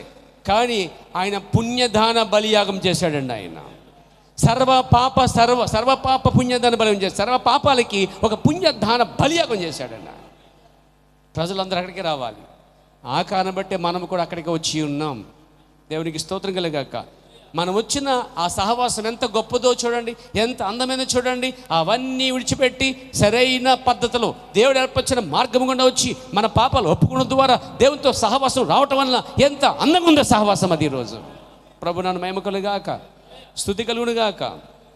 కానీ తప్పు చేసి పాపం చేసినప్పుడల్లా ప్రియులరా దేవుడికి దూరంగా అవ్వద్దు. దయచేసి సొంత సిద్ధాంతాలు, సొంత ఆచారాలు కప్పుకుంటానికి ప్రయత్నం చేయకండి. ఆదాము కప్పుకోవడానికి ప్రయత్నం చేశాడు, కప్పుకుంటానికి. ప్రవక్త అన్నాడు, ప్రైజ్ గాడ్, హల్లెలూయా, అతను అంజనపు దేవుని ఎదుటికి వచ్చినప్పుడు అతను అంజనపు ఆకులు ఎందుకు మంచిగా లేవని గ్రహించాను. స్నేహితుడా, నీవు అలా మంచి వ్యక్తివని నేను అనుకుని ఉండవచ్చు. చూడండి, నీవు మంచివాడు కావచ్చు, నువ్వు మంచిదాన్ని కావచ్చు, అది యథార్థమే, అది నిజమే కావచ్చు. అయితే నీవు దేవుని ఎదుటికి వచ్చినప్పుడు నీ యొక్క మంచి ఏమిటో చెడ్డేమిటో దేవుని ఎదుట తెలుస్తుంది. దేవుడు నీ కొరకు ఏర్పరిచిన మార్గము గుండా నువ్వు రావాల్సిన వాడివి ఉన్నావు. దేవుడు నీ కొరకు ఏర్పరిచిన బలి నీవు అంగీకరించవలసిన దానికి ఉన్నావు. నీవు నశించిన వాడుగా మరియు నశించిన దానికి ఉండకుండాలంటే దేవుడు ఏర్పరిచిన ఆ మార్గంలోకి రావాల్సినది. దేవుని ప్రభుత్వం వర్తమానం బోధించాడు. దేవుడు ఏర్పరచుకున్న మార్గము అన్నాడు. చదవండి పోయిన తర్వాత మన మార్గాలు, మన ఆలోచనలు, మన సిద్ధాంతాలు మనకి అది బాగుంటాయి, అవి మనకు మంచిగా ఉంటాయి. అందుకే సామెతల గ్రంథంలో 16:26 రాయబడిన మాట, ఒకని మార్గము వాని దృష్టికి యథార్థముగా కనబడును, అయిన అది తొదకు మరణము దారి తీయును అన్నాడండి. దేవుని ప్రతి ఇదే మాట ఉపయోగించాడు. ఈ విధంగా ఒక మనిషికి సరైనదిగా కనబడే మార్గం కలదు, అయితే చివరికి అది మరణమునకు దారి తీయును అని ప్రవక్త ఈ మాట ఉపయోగించాడు. మీకు అర్థమైందండి? అంటే ఇప్పుడు ఆదాముకి ఆ మార్గం సరే అనిపించింది. ఈరోజు మనుషుడికి కూడా దేవుని వద్దకు రావటం ఒప్పుకుంటకు బదులు రావటం ఒకటి, రెండోది ఒప్పుకుంటాం బదులు. ఈ రెండు జరగకుండా దూరంగా వెళ్ళటం, ఒప్పుకోకపోవటం, అహంకారం, ఇగో అడ్డు రావటం. నేను తప్పు చేశానని ఒప్పుకుంటే అది ఎంతో షేమ్గా ఉంటుందని చెప్పి మనుషులు ఇంకా దూరం వెళ్ళి దాని పరిహారం కోసం సొంత ప్రయత్నం చేయటమే ఆదమక ఉద్దేశం. కానీ ఎన్ని ప్రయత్నం చేసినా ఆయన ఎదుటికి రావాల్సిందేనండి. ఆయన ఎదుటికి వచ్చిన తర్వాత ఆ ప్రయత్నాలన్నీ విఫలమని గుర్తించగలిగాడు. ఈరోజు అదే మార్గంలో మనం ఉన్నాం. మన సొంత ప్రయత్నాలు పక్కన పెట్టి దేవుడు ఏర్పరిచిన మార్గం మనం రావాల్సిన వారు ఉన్నాం. దేవుడికి స్తోత్రం కలుగాక. ఆమేన్. దేవుని మూలంగా తిరిగి జన్మించిన వారు నాశనకరమగు మార్గంలో వెళ్ళును అన్నాడండి. ఇప్పుడు ఆదాము తిరిగి వచ్చాడు, అవ్వ తిరిగి వచ్చారు, వాళ్ళ పాపాలు ఒప్పుకుంటున్నారు, సరియబడుతున్నారు. అప్పుడు దేవుడు యెహోవా వచ్చి, ఇవి సిద్ధాంతాల వల్ల మీ పాపాలు కప్పబడవు, మీ దిగంబరం కట్టబడదు అని చెప్పి ఏం చేశాడంటే అవి వాటిని తీసివేసి ఆయన స్వయంగా దేవుడే చర్మపు చొక్కాల వరకు తొడిగించాడు. అంటే రక్తం చిందించబడిన గొర్రెపిల్ల చర్మపు చొక్కల ద్వారా పాప పరిహారం చేయబడుతుందంటే రాబోయే యేసుక్రీస్తు మరణము ద్వారా పాపాలన్నీ ఎత్తివేయబడతాయి, క్షమించబడతాయి అనేది చూపిస్తున్నాడండి ఇక్కడ. ప్రభు నాన్న మహిమ కలుగాక, స్తుతి కలుగునుగాక. అందుకన్నాడైనా దేవుని మూలముగా తిరిగి జన్మించని వాడు నాశనకరమగు ఆ మార్గంలో వెళ్ళును అన్నాడండి. నీవు దానికి సహాయం చేయలేవట. ఇక నువ్వు ఒక మనిషి తిరిగి జన్మించకుండా వెళ్ళిపోతున్నాడంటే నీవు దానికి సహాయం చేయలేవు. నీ సొంత ఆత్మయే నేను నడిపిస్తున్నట్టండి. ఓ ఎంత భయంకర మాట ఏమని పేరే మాట. ఒక వ్యక్తి తిరిగి జన్మించకపోతే అతడు తన మార్గాన్ని వెళ్ళిపోతున్నట్లయితే ప్రవక్త అన్నాడు, నాశనకరమగు ఆ మార్గంలో వెళ్ళును అతడు లేక ఆమె. నీవు దానికి ఏ సహాయం చేయలేవు. నీ సొంత ఆత్మయే నిన్ను నడిపిస్తుందట ఆ విషయంలో. ఎందుకు? నువ్వు ఒప్పుకున్నావు కాబట్టి, నువ్వు చేయాలనుకున్నావు కాబట్టి నీ ఆత్మ నిన్నే నడిపిస్తూ ఉందన్నమాట. అదే దేవుని పరిశుద్ధ ఆత్మ అయితే అలా నడిపించదు. ఇక్కడ అంటున్నాడు చూడండి, నీవు తిరిగి జన్మించిన ఎడల నీవు పైకి వెళ్ళుట బద్ధుడువు. If you are born again you are born to go up. పైకి వెళ్ళుదు అన్నాడండి. దేవునికి స్తుతి కలుగునుగాక. నీవు తిరిగి జన్మించిన ఎడల నీవు క్రిందకి వెళ్ళవలసి ఉన్నావు. If you are not born again you have go to down. కిందకు పోతావు అన్నాడండి. పైకి వెళ్ళే మార్గం ఒకటి ఉంది, కిందికి వెళ్ళే మార్గం ఒకటి ఉంది అన్నాడు ప్రవక్త. పైకి వెళ్ళే మార్గము ఏమండి, అది పరలోకమైనది. కిందికి వెళ్ళే మార్గం పాతాళమైనది. ప్రభు నాను మహిమ కలుగాక.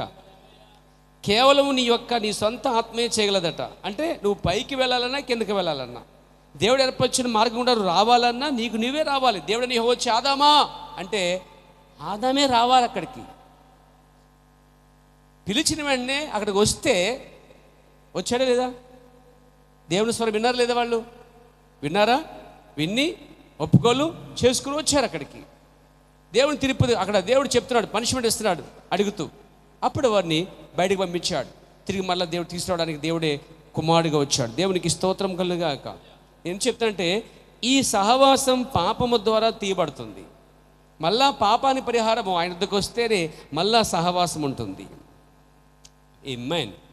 నేను ప్రతి మాట అంటాడు చూడండి, to be a Christian means to be Christ like. అంటే ఈ ఒక క్రైస్తవుని వల్లే ఉండుట అనగా క్రీస్తు వల్లే ఉండుట. క్రైస్తవుడు అంటే క్రీస్తు వల్లే ఉండుట. ఒకవేళ నేను మీరు క్రీస్తు లేకపోతే ఉంటానికి ప్రయత్నిద్దామా లేదా? లేవండి, ప్రజెంట్ లేవు. కానీ ఉండాలని ఉందా? ఆశ ఉందంటారు మనకి. ఆశగా దేవుడు తృప్తిపరుస్తాడండి. ప్రభు నన్ను మహిమ కలుగాక. చూడండి, మనం ఒకరితో ఒకరు సహవాసం కలిగి ఉండవలను. తిరిగి జన్మించిన వారు, చర్చికి వచ్చేవారు, ఒక ప్రవర్తన కలిగిన వారు, ఒక బైబిల్ కలిగిన వారు, ఒక ప్రత్యక్షత కలిగిన వారు, ఒక సంఘాన్ని కలిగిన వారు. ప్రవర్తనాడు we have fellowship one with other. మనం ఒకరినొకరు సహవాసం కలిగి ఉండాలంటండి. ఆయన వెలుగులో ఉన్న ప్రకారం వెలుగులో నడుము. మనం ఒకరితో ఒకరు సహవాసం కలిగి ఉండవలను. మరియు దేవుని కుమారుడైన యేసుక్రీస్తు రక్తము సమస్త దుర్నీతి నుండి పవిత్రులుగా చేయును. అది మెథడిస్టులను, బాప్టిస్టులను మరియు మనలను అందరినీ కూడా ఏకము చేసి ఆయనలో మనందరినీ ఒకటిగా ఉన్నట్లు చేసేది యేసుక్రీస్తు యొక్క రక్తమై ఉన్నది అంటున్నాడండి. అదే మార్గం. అక్కడికి రావాలి. ఆకులు ఆచారాలు పక్కన పెట్టి ఎక్కడికి రావాలి? దేవుడు ఏర్పరిచిన మార్గంలో రావాలి. మీరు ఎవరైనా బాప్తిసం పొందకపోతే, మారుమనసు పొందకపోతే ఖచ్చితంగా ఈ సమయం తీసుకుని మారుమనసు పొందండి. బాప్తిసం పొందండి. సంఘం ఉంది, సేవకుడు ఉన్నాడు, సహవాసం ఉంది, వాక్యం ఉంది. మీరు త్వరగా మార్పు చెందండి. లేదా దేవుడు ఏర్పరచుకున్న మార్గంలో రాకపోతే మీ మార్గం వల్ల మీకు ఆయాసం తప్ప రక్షణ రాదు, పాప క్షమాపణ రాదు. Praise the lord. ఆయనతో సహవాసం చేయటకు ప్రతి సంఘ సభ్యుడిని తీసుకుని వచ్చేటకు ఆయన ఇక్కడ ఉన్నాడటండి. ఇప్పుడు ఆయన ఏం కోరుతున్నాడంటే ఆయనతో సహవాసాన్ని కోరుతున్నాడు. దూరం వెళ్ళిపోయిన అవ్వాదమ్మల్ని దేవుడు పిలుస్తున్నాడు, రండి నాతో సహవాసం చేయండి. ఎక్కడున్నారు మీరు? రండి రండి అని పిలిపించాడండి ఆయన. వెల్కమ్ చెప్పాడండి ఆయన. ఈరోజు కూడా ఆయన రండి, ఆయన వద్దకు రండి. Praise the lord. ఆయన ఏం చేస్తాడట? ఆయనతో సహవాసము చేయటకు ప్రతి సంఘ సభ్యుని తీసుకుని వచ్చేటకు ఆయన ఇక్కడ ఉన్నాడు. దేవునికి స్తోత్రం కలిగాక. He is here to bring every church member into fellowship with him. ఆయనతో సహవాసం చేయడానికి ఆయన ఇక్కడ ఉన్నాడట అండి. అంటే ఇక్కడున్న ప్రతి సంఘ సభ్యుడిని ఆయనతో వ్యక్తిగతంగా సహవాసం చేయడానికి ఆయన ఇక్కడ ఉన్నాడు. He is here. ఆయన ఇక్కడ ఉన్నాడు. ఇంకా పునరుద్ధరణ పరమైన యేసుక్రీస్తు ఇక్కడ ఉన్నాడు. దేవునికి మహిమ కలుగాక. The resurrected Lord Jesus is here. ఆయన శక్తిలో ఆయన ఇక్కడ ఉన్నాడు. Is here in his power. ఆయన శక్తితో ఇక్కడ ఉన్నాడటండి. ఏమండి ఇది మాటలేనా? ఆయన శక్తితో ఇక్కడ ఉన్నాడు. నమ్ముతారు మీరు? నమ్ముతారా? Jesus is here and all things are possible. యేసు ఇక్కడ ఉన్నట్లయితే సమస్తము సాధ్యమే. అది రోగానికైనా సాధ్యమే, పాపానికైనా సాధ్యమే, సహవాసం లేని వాడికి సహవాసం కూడా సాధ్యమే. ప్రభు నన్ను మహిమ కలుగాక. అంతేకాదు ఆయన అన్నాడు he's here he's redemption power. ఆయన యొక్క విమోచన శక్తితో యేసుక్రీస్తు వారు ఇక్కడే ఉన్నాడట అండి. ఆయన ఇక్కడ ఉన్నాడండి. ఈరోజు ఇక్కడ కలెక్టర్ గారు ఉన్నారంటే ఎంత ఆనందిస్తారు మీరు? ఎమ్మెల్యే ఇక్కడ ఉన్నారంటే ఎంత ఆనందిస్తారు? ఇక ప్రసంగం ఉంటే ఆయన కూడా చూస్తారు మీరు. ఒక ఎమ్మెల్యే ఉంటే, ఒక ఎంపీటీస్ ఉంటే, ఒక ముఖ్యమంత్రి ఉంటే మీ కాన్సన్ట్రేషన్ ఎక్కడుంటుంది? మరి ఆయనకి అందరికంటే గొప్పవాడు ఇక్కడ ఉన్నాడు. మరి మీ కాన్సన్ట్రేషన్ ఏది సరిగా లేదేంటి? అది మీకు సింపుల్గా ఉందా? ఏమండి కట్టుకోదలు ఇవేమన్నా 4వ పరిమాణంలో ఆ దూతలు ఇక్కడే ఉన్నాయండి. దేవుడు ఇక్కడే ఉన్నాడు. నీకు తెలుసా? తెలుసా మరియా, కన్య మరియా వాక్యాన్ని నమ్మిన వెంటనే దానికి ఆమె చెప్పగానే ఆమె గర్భం ధరించిందండి. నువ్వు ఎప్పుడైతే వాక్యాన్ని విన్న తర్వాత నమ్మగలుగుతావు ఆయన ఇక్కడ ఉన్నాడని, నీ రోగానికి పరిహారకుడు ఆయన, నీ పాప పరిహారకుడు ఆయన, తెగిపోయిన నీ సహవాసానికి మళ్ళీ ఆయన సంబంధం కలిగి విమోచన కలిగి రాయి ఉన్నాడని నమ్మగలుగుతావు. దేవునికి స్తోత్రం కలిగాక. అంతేకాదు అంటాడు ఆయన, ఆయనతో సహవాసం చేయటకు ప్రతి సంఘ సభ్యుని తీసుకుని వచ్చేటకు ఆయన ఇక్కడ ఉన్నాడు. నీవెంతగా క్రిందకు దిగజారిన స్థితిలో ఉన్నానో లెక్కలేదు, ఆయన ఇక్కడ ఉన్నాడు.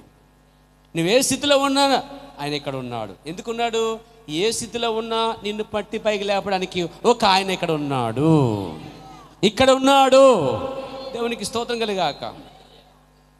ప్రతి పాపిని తీసుకుని వచ్చేటకు ఆయన ఇక్కడ ఉన్నాడు. Praise God. ఆయన అన్నాడు he here to bring every sinner. నీ జీవితంలోనికి ఆయన పునరుద్ధరణ శక్తిని తీసుకుని వచ్చేటకు.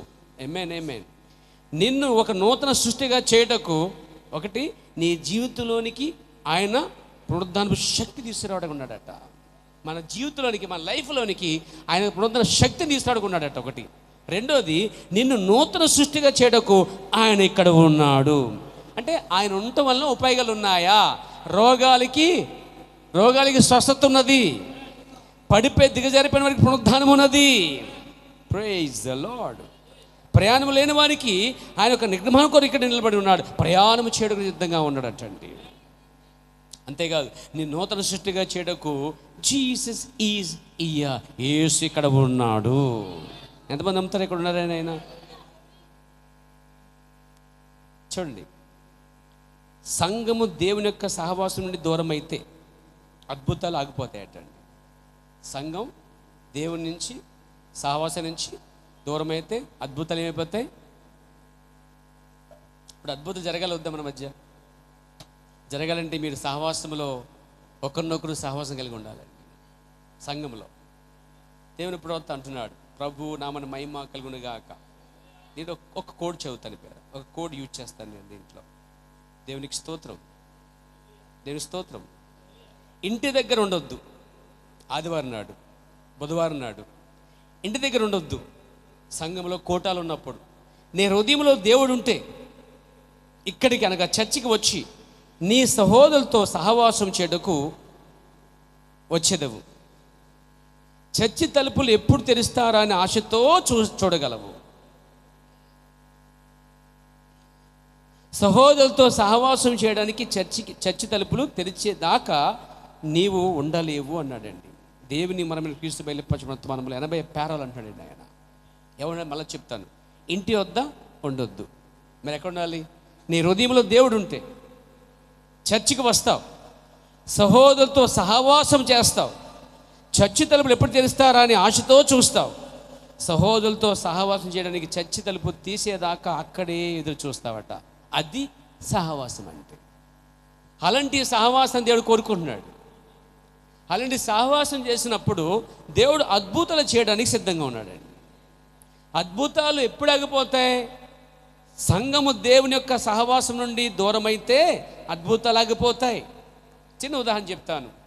మోషే ఇశ్రాయేలు నుంచి దూరం వెళ్ళిపోయాడు, అంటే పారిపోయాడు. అసలు పారిపోయేదా కారణం ఏంటి చెప్పండి? పాపం కాదా? అరే, అతడు ఒక్క దెబ్బ కొట్టి ఐగుప్తుని చంపేశాడు, అంటే హత్య చేశాడు, నరహత్య చేశాడు.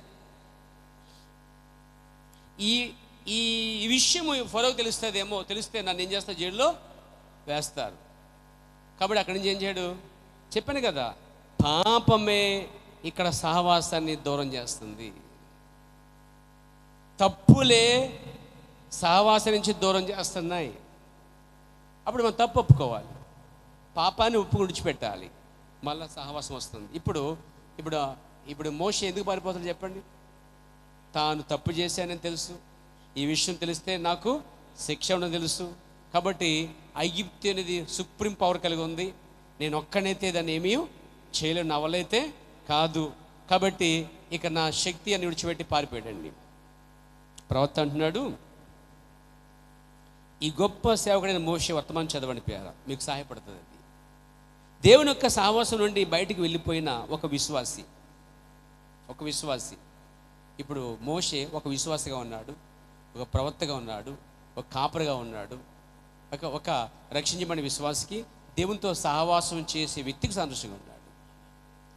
దేవుని యొక్క సహవాసం నుండి బయటికి వెళ్ళిపోయిన ఒక విశ్వాసి యొక్క పరిపూర్ణ చిత్రం మన ముందున్నది. అంటే దేవుడి నుంచి వెళ్ళిపోయిన వాడు, అంటే సహవాసం వెళ్ళిపోయిన వాడు ఎలా ఉంటాడో అనేది ఇక్కడ చెప్తున్నాడండి. దానికి ఉదాహరణ ప్రవక్త మోషే జీవితం తీసుకుంటున్నాడండి. నాతో ఉన్నారా? ప్రభువుని నమ్ముకలుగాక. ఏమంటున్నాడు? ఒక విశ్వాసి దేవుడి నుంచి సహవాసం నుంచి బయటకు వెళ్ళిపోతే పరిపూర్ణ చిత్రం మన ముందున్న చూడండి. సహవాసం లేకుండా ఆ 40 సంవత్సరములు దేవుడు అతని కొరకు చేశాను. 40 సంవత్సరం అరణ్యంలో ఉండిపోయాడు. అరణ్యంలో అంటే దాని అర్థం ఏంటంటే మందని మేపుకుంటూ ఉండిపోయాడు, తన మామైన మందను మేపుకుంటూ ఉండిపోయాడు అని చెప్పుకున్నకు ఒక సంగతి కూడా అతను చెప్పుకోవడానికి ఏమీ లేదట. అక్కడ సహవాసం లేదు, ఏ రకమైన సహజాతి మీద లేదు. అతడు సహవాసమునకు వెలుపల ఉండేను, బయట ఉన్నాడట. ఎవరు? మోషే. ఇశ్రాయిల్తోనూ సహవాసం చేసిన వాడు, దేవునితోనూ సహవాసం చేసిన వాడు. ఇక్కడ దేవునితోనూ ఇక్కడ ఇశ్రాయిల్తో సహవాసం లేకుండా బయటకు పారిపోయాడండి. ఎవరు? మోషే. ఈ కోణం ఆలోచించండి పేరు ఒకసారి.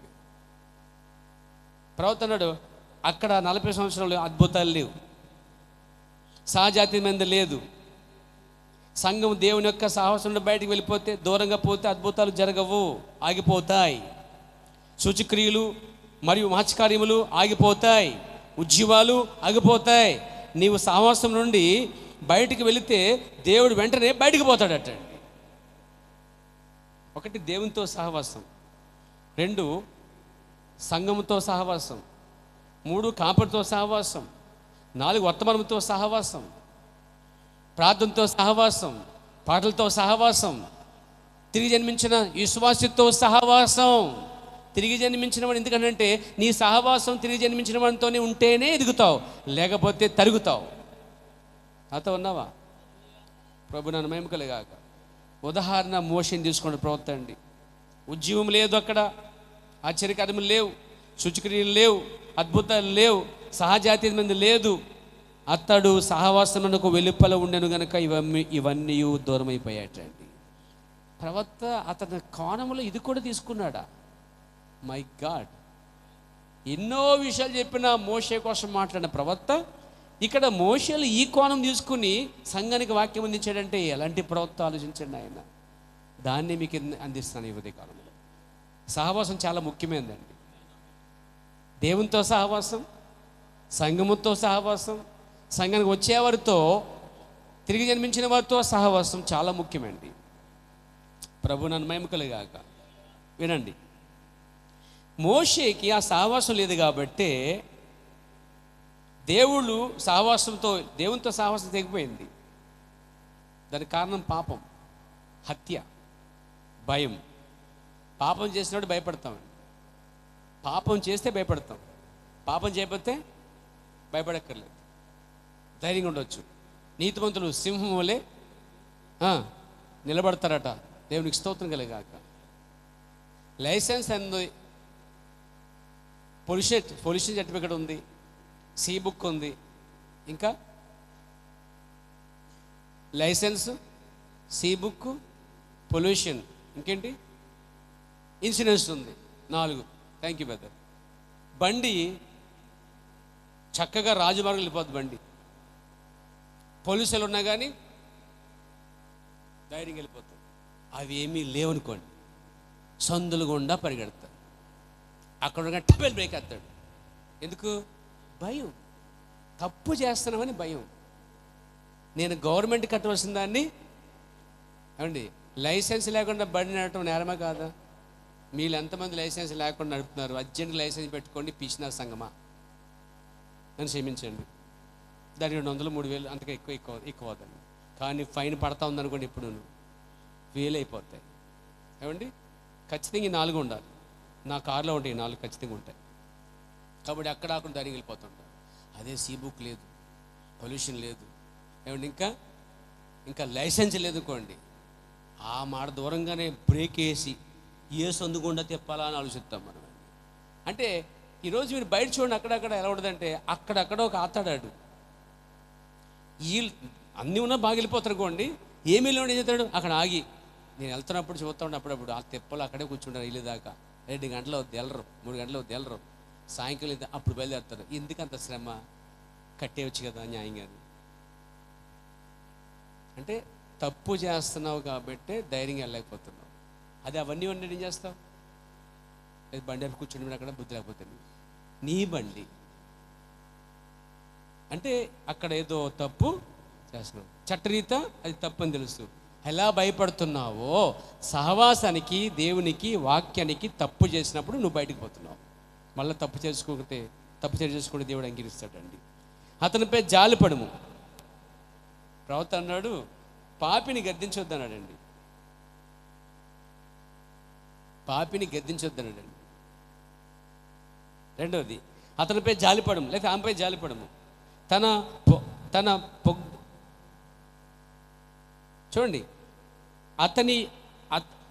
అతన్ని ముందుకు సాగిపోనిమ్ము, తన ముందు తాను త్రాగనివ్వు, తన ప్యాకెట్ ఆడనివ్వు, యొద్దకు వెళ్ళి అదే అతని సంతోషం. అతన్ని నిందించవద్దు.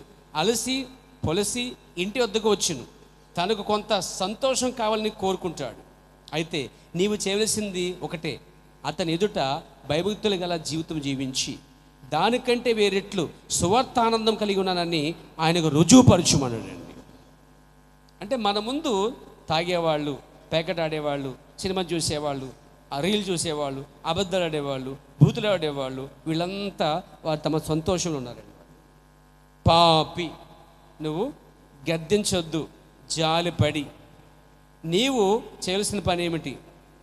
వారి ఎదుట భయభక్తులు గల జీవితం జీవించు. దానికంటే వేరెట్లు సువార్త ఆనందం కలిగి ఉన్నానని రుజువుపరచు. అంటే వాళ్ళు దేంట్లో ఆనందిస్తున్నారో వారి ముందు నువ్వు దేవుళ్ళు ఆనందించు, సంతోషించు. అప్పుడు వారు నీ వైపు ఆకర్షించబడతారు. నువ్వు లోకానికి ఉప్పై ఉన్నావు. దేవునికి స్తోత్రము కలుగునుగాక, దేవునికి మహిమ కలుగుగాక. ముగించి మీద మాట వినండి. సహవాసము దేవునితో రావాలి. Praise God. ఇంకోటి, దేవునికి స్తోత్రం కలుగుగాక. ఇంకొక కోడ్ చదివి ముగించేస్తాను పేర. నాతో మీరు ఉన్నాను కోరుకుంటున్నాను. దేవునికి స్తుతి కలుగుగాక. ఈ పాయింట్ వినండి. బండ నిండి నిత్యమురి నీరుని వర్తమానంలో చూడండి.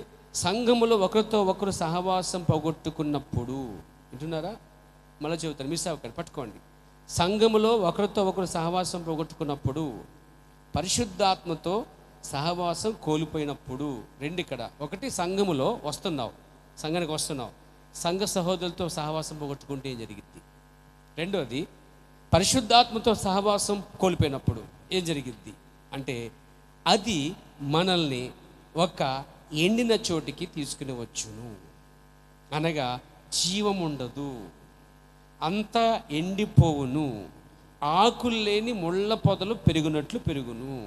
నీరు లేని ముడుచుకుపోయిన ఆకు వలె అతని ఆత్మ ఉంటుంది అని ఎందుకు చెప్పాడు ప్రవక్త? సహవాసం. ఒకటి, ఒకరితో ఒకరు సహవాసం. రెండు, దేవునితో లేక పరిశుద్ధాత్మతో సహవాసం. ఇక్కడ మన వ్యక్తిగతంగా సంఘానికి వచ్చినప్పుడు మన మధ్య ఒకరికి సహవాసం ఉండాలండి. నేను మీతో, మీరు నాతో, మీలో మీరు ఒకరితో సహవాసం కలిగి ఉండాలి. అలా సహవాసం లేకుండా ఏమండి ఏదో సినిమాలకి వెళ్ళి కూర్చొని 2 గంటలు అంతా చూసి మళ్ళీ వచ్చే మరబొమ్మలాగా చర్చికి రావద్దండి. కలుసుకోండి, కలివిడిగా ఉండండి, మూతి తిప్పుకోకండి, మగ్గు మార్చుకోకండి. ఏమండి కుల భేదాలు, మత భేదాలు, దేశ భేదాలు, గ్రామ భేదాలు చూపించకండి. ఇక్కడ భేదం అంటే అక్కడ భేదం, అక్కడ సంఘస్థులు ఇక్కడ సంఘస్థులను తీసుకోకండి. మనమందరం ఒక్కరమే, ఒకే శరీరము, ఆత్మ ఒక్కడే, మనందరి తండ్రి ఒక్కడే, మనం విశ్వాసం ఒక్కటే. దానిపై దృష్టి పెట్టండి నా ప్రియమైన సోదరులారా. సంఘం అంతా ప్రార్థన చేస్తుంటే నువ్వు ఇంట్లో కూర్చుంటాం, సంఘం అంతా ప్రార్థన చేస్తుంటే నువ్వు నీ పనికి వెళ్ళిపోవటం, సంఘం అంతా నీ కోసం ప్రత్యేకించి వేడుకుంటుంటే నువ్వు దానికోసం ప్రార్థన చేయకపోవటం, అది సహవాసం అనబడదు. ఇక్కడ ఒకటి, సంఘములో ఒకరితో ఒకరు సహవాసం కలిగి ఉండాలి. కలిగి ఉండకపోతే నీకే నష్టం. రెండోది, పరిశుద్ధాత్మతో సహవాసం కలిగి ఉండాలి, లేక దేవునితో సహవాసము కలిగి ఉండాలి, లేకపోతే నీకే నష్టం. ఆ రెండూ లేకపోతే, ఎవరికైనా సంఘానికి వస్తూ సంఘ సహోదరులతో, సిస్టర్స్తో, బ్రదర్స్తో సరైన సహవాసం లేకపోతే నువ్వు ఎండిపోతావు. దేవునితో సహవాసం లేకపోతే ఎండిపోతావు. చాలామంది ఏమిటంటే, మేము సంఘంతో సంబంధం లేకుండా దేవునితో సంబంధం కలిగి ఉన్నాం, అందుకే రెండు పెట్టాడు దేవుడు. నువ్వు ఇలా అంటావు అని చెప్పే చాలామంది అంటారు, సంఘంతో పని లేదు, సంఘం ఉన్నా లేకపోతే పర్లేదు, నేను దేవునితో మాట్లాడతాను, దేవుని దగ్గర ఇస్తాను, దేవుని దగ్గర ప్రార్థన చేసుకుంటాను, దేవుడికి తెలుసు అని సంఘ సహోదరుల్ని వారిని పక్కన పెట్టి వారితో సహవాసం చేయకుండా దూరం పెట్టి దేవునితో సహవాసం చేస్తుంటే, ఇక్కడ ప్రవక్త రెండూ కలిపి చెప్పాడు. ఒకటి, సంఘములో ఒకరితో ఒకరు సహవాసం కలిగి ఉండాలి. రెండు, దేవునితో లేక పరిశుద్ధాత్మతో సహవాసం కలిగి ఉండాలి. సంఘములో ఒకరితో ఒకరు సహవాసం లేకపోతే, పరిశుద్ధాత్మతో సహవాసం లేకపోతే అది మనల్ని ఎండిన చోటికి తీసుకొస్తుంది. అందులో జీవం ఉండదు, అంతా ఎండిపోవును. నీరు లేకపోతే ఎలా వాడిపోద్దో మొక్క, ఆ ఆకులు, అలా ఆత్మీయ జీవితం ఉంటుందని చాలా స్పష్టంగా చెప్పలేదు ఇక్కడ ప్రవక్త. ఎంతమంది గ్రహిస్తున్నారు ఇప్పుడు మీరు? కాబట్టి సంఘంతో సహవాసం ఉండాలి వద్దా మనకి? సంఘం ఉన్నా లేకపోయినా దేవుడు నాకు ఉన్నాడు. ఒంటరిదాన్ని ఒంటరివాడిని, ప్రభువా నువ్వు ఉన్నావు, సంఘం నన్ను గుర్తించట్లేదు, ప్రేమించట్లేదు, నన్ను పట్టించుకోవట్లేదు. నువ్వు పట్టించుకో, నువ్వు ప్రేమించు. ఎవరన్నా వచ్చి సంఘం పట్టించుకోలేదు అని చెప్పి ముందు నువ్వు పట్టించుకో అని చెప్పండి. ఎవరన్నా సంఘం నన్ను ప్రేమించట్లేదంటే ముందు నువ్వు ప్రేమించు. ఆ మాట అనేటప్పుడు దాన్ని చెయ్యి. ఎందుకు వస్తుంది ఆ మాటలు? మళ్ళీ పట్టించుకోవట్లేదు, మమ్మల్ని చూడట్లేదు అంటే అక్కడ ఏం చేయాలి? ఇప్పుడు నువ్వు చేయ ఆ పని. నువ్వు అన్ని కూడా రావో, నీ కూడా మాత్రం సంఘం చేయాలి. నీ కూటానికి మాత్రం అందరూ వచ్చేయాలి, నీ కూడా మిగతా కూడలకు మాత్రం కనబడు. పట్టించుకోవట్లేదు. నువ్వు చేసే పని ఏంటి మరి? అంటే నువ్వు అందరూ పట్టించుకో, నేను పట్టించుకుంటారు. ఒకరు పట్టించుకోవట్లేదు అన్నారంటే ముందు నీ లోపం నీలో ఉంది. ముందు నువ్వు పట్టించుకోవట్లేదు, నీకు ముందు దిద్దుకోవాలి. అది ఫస్ట్ అక్కడ నువ్వు సరి చేయబడాలి. కాబట్టి సంఘం సంఘం పక్కన పెట్టి, సహవాసం పక్కన పెడితే ఒంటరిగా దేవునితో వెళ్తానంటే అది కరెక్ట్ కాదు. ఇక్కడ దేవుడు సంఘముతోనూ దేవునితోనూ సహవాసం ఉంటేనే నువ్వు ఆరోగ్యంగా ఉంటావు ఆత్మీయంగా. దేవునికి స్తోత్రము కలుగునుగాక, దేవుని మహిమ కలుగునుగాక. చూడండి నా ప్రియమైన సోదరులారా, ఆఖరి ముగిస్తాను. కాకులు మరియు పావురములు ఒకదానికంటే ఒక సహవాసం కలిగి ఉండలేవు. కాకులు పావురాలు కలిసి సహవాసం చేస్తాయంటారా? పావురాలు ఉంటాయి, కాకులు ఉంటాయి. కానీ ఎక్కడ కూడా కాకులు పావురాలు కలిసి సహవాసం ఉన్నట్టు నాకు కనబడలేదు. ప్రవక్త అంటాడు, కాకులు మరియు పావురములు ఒకదానికి ఒకటి ఎక్కువగా సహవాసం కలిగి ఉండట మీరు ఎప్పుడూ చూడలేరు కూడా. అవి రెండు వేరు వేరు జాతి పక్షులు. ఒకటి ఒకదానికి కలిగి ఉండును, మరొక దాంతో కలిగి ఉండును. ఇప్పుడు కాకి మరియు ఒక కుళ్ళిపోయిన వాటిని తినేది, కేవలము చనిపోయిన వాటిని తినేది కాకి. కానీ పావురము చనిపోయిన వాటిని తినలేదు. ఒకవేళ పావురము చనిపోయిన వాటిని తిన్నట్లయితే అప్పుడే ఆ పావురము చచ్చిపోవును, దానిని అదే జీర్ణం చేసుకోలేదు. పావురముగా పిలువబడే మనకు తెలిసిన ఆ పక్షి పరిశుద్ధ గ్రంథములో పావురము పరిశుద్ధాత్మకు ప్రతిగా ఉన్నది. ఆ పావురము ఎటువంటి చేదుకట్టు లేదో, చెడు లేదో, మురికి వాటిని జీర్ణించుకోలేదు ఆ పావురం. ఎందుకంటే ఒకవేళ అది అలా చేసినట్లయితే ఆ పావురము అక్కడే మరణించేది. ఇక్కడ పావురం అనే సహవాసం చెప్తున్నాడు చూడండి. ఇక్కడ పావురము కాకులు కలిసి సహవాసము చేయలేవు. మరి పావురాలు ఏంటి అప్పుడప్పుడు కాకులతో సహవాసం చేస్తున్నాయి?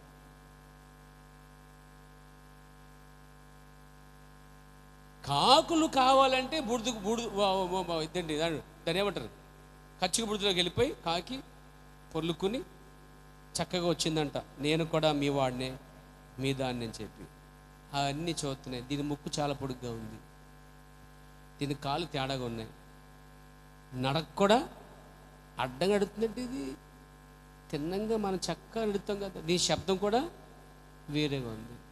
మన రెక్కలు చూస్తే ఎంత ఉన్నాయి, దాని రెక్కలు అంత పొడుగున్నాయి ఏంటి అని మొత్తం అబ్జర్వ్ చేసాయంటే అయ్యి పావురా సర్లే అని వదిలిపెట్టాయి.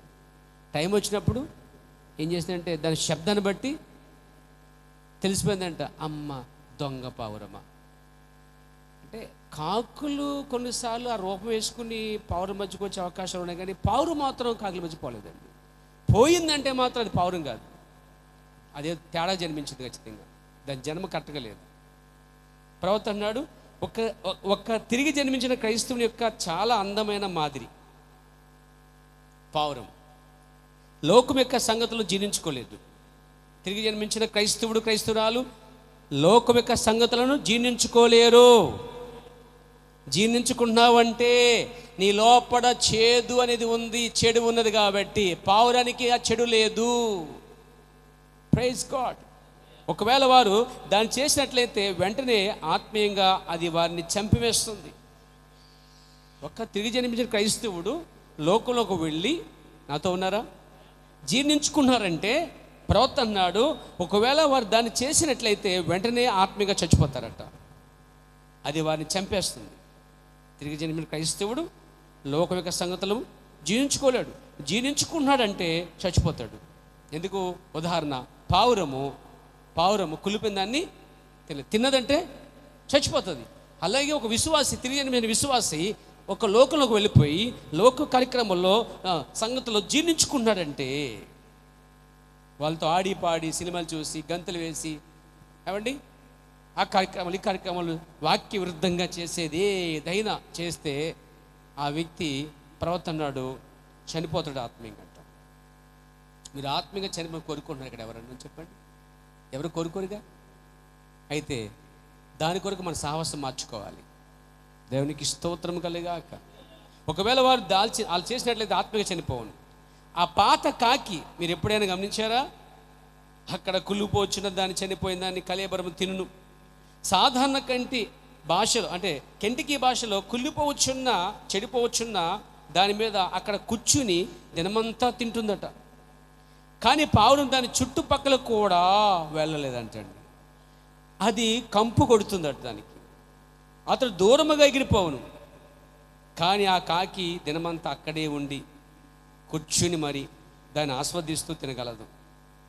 అంతటా గోధుమ పంట పొలంలోనికి వెళ్ళి పావురంతో పాటు కూడా తినగలదు. ఇక్కడ తేడా ఏంటి?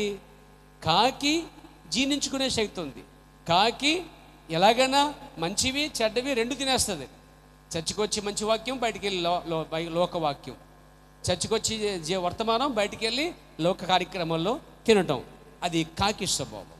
కానీ ఇక్కడ పావురు స్వభావం అయితే దాని పక్క కూడా పోదంటండి, దాని దరిదాపులు ఉండలేదటండి, దానికి అది కంపు కొట్టును. కాబట్టి పావురము సరైన సహవాసం కోరుకుంటుంది, తనలాంటి పావురాలతో సహవాసం చేస్తుంది. అది మన సహవాసం అలా ఉండాలి. ఇంకో పాయింట్ చెప్పంటారా? Your fruit your life tells what you are. నీ ఫలము నీ జీవితము నీవు ఏమై ఉన్నావో చెప్పును అన్నాడండి. Your fruit your life tells what you are. నీ ఫలం ఏముంటో నీ ఫలము చెబుతుంది నువ్వెవరవో. మంచి మాట. ఒక వేషధారి, ఒక వంచకుడు, మోసగాడు, అతడు లోకములోనికి వెళ్ళి మరి లోకముతో సంబంధం కలిగి ఉండును, మరియు లోకం వల్లే ప్రవర్తించును, లోకములో జీవించును, లోకం యొక్క సుఖభోగములు యందు అనుభవించును, మరియు సంఘములోనికి వచ్చి ఒక క్రైస్తుని వలె నటించును. కానీ క్రైస్తుడు లోకంలోనికి వెళ్ళలేడు, తిరిగి రాలేడు. వెళ్తే అక్కడ ఏదో తప్పున్నది. కావున అది చూపించుచున్నది ఏమనగా, నీ సహవాసము చూపించుము, నీవు ఎలాంటి వాడవో నేను చెప్పగలను. Show me your company, I will tell you who are you. నీ సహవాసం ఏంటో చెప్పు. నువ్వు ఎవరితో సహవాసం చేస్తున్నావు ఆ వ్యక్తిని చూపించు, నువ్వేంటో చెప్పేస్తా అన్నాడండి ఆయన. ఇప్పుడు మీరు దినమంతా ఎక్కువ ఎవరితో సహాయం చేస్తున్నారు? మంత్లీ 30 రోజులు, 30 రోజుల్లో అందరితో సహాయం చేసే దారి వేరు, అందరిలో కొందరితో ప్రత్యేకంగా సహాయం చేసే దారి వేరు ఉంటుంది. ఇప్పుడు ఎవరితో సహాయం చేస్తున్నావో ఆ వ్యక్తి యొక్క గుణము, క్యారెక్టర్ని బట్టి నువ్వెవరో చెప్పవచ్చు అంటండి.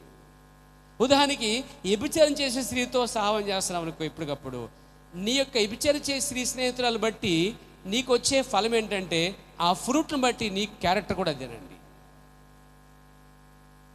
ఒకవేళ బూతులాడేవారితో సహాయం చేస్తున్నావు అనుకోండి, నీ స్నేహితుడు బూతులాడుతాడు అనుకోండి, అవతల వ్యక్తి బూతులాడేవాడు నీ స్నేహితుడిగా స్వీకరించడం అనుకోండి, అప్పుడు ఆ స్నేహితుడిని బట్టి నీ ఫలం ఏమిటో అక్కడ అర్థమవుతుంది. అందుకే మీరు సరైనవని ఎన్నుకోవాలి. నీ క్యారెక్టర్కి, నీ స్వభావానికి, నీ యొక్క పావురు లక్షణానికి, నీ పవిత్ర జీవితానికి అవతల వ్యక్తి కూడా పవిత్రంగా ఉండేవాడిని వెతుక్కోవాలి. అలా లేకపోతే నువ్వు ఎండిపోతావు అంటాడు కదా. నీ ఫలం నీ జీవితం చూపించును, అంతే కదా. నీ సహవాసం, నీ క్రియే కాదు, నీ స్నేహం, నీ సహవాసం, నీ ఫెలోషిప్, నీ ఎవరితో సహవాసం చేస్తున్నావో వారు ఎటువంటి వారో వారిని బట్టి నీవేముంటో అర్థమైపోద్ది. అంటే నేను ఎలాగున్నా పర్లేదు అనుకుంటా లేదు ఇక్కడ.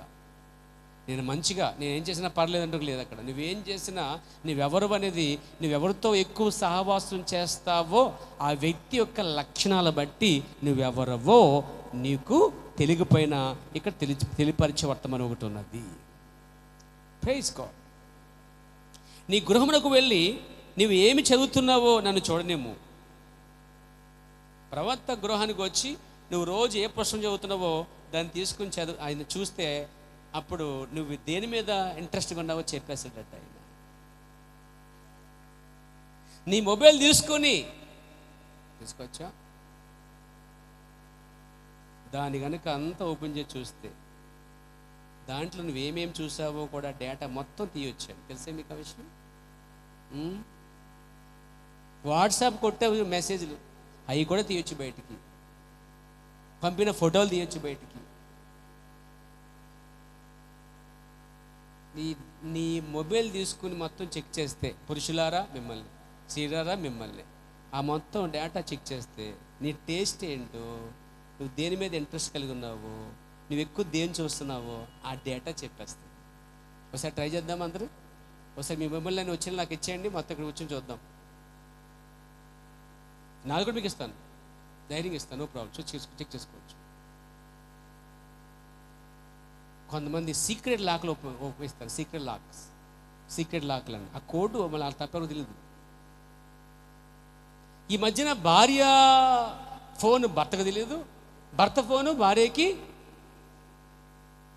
Secret code. ఆమె నొక్కుతాడు, ఆయన వచ్చి ట్రై చేస్తాడు, నొక్కితే రాదు, ఎందుకంటే లాక్ వేసేసాడు.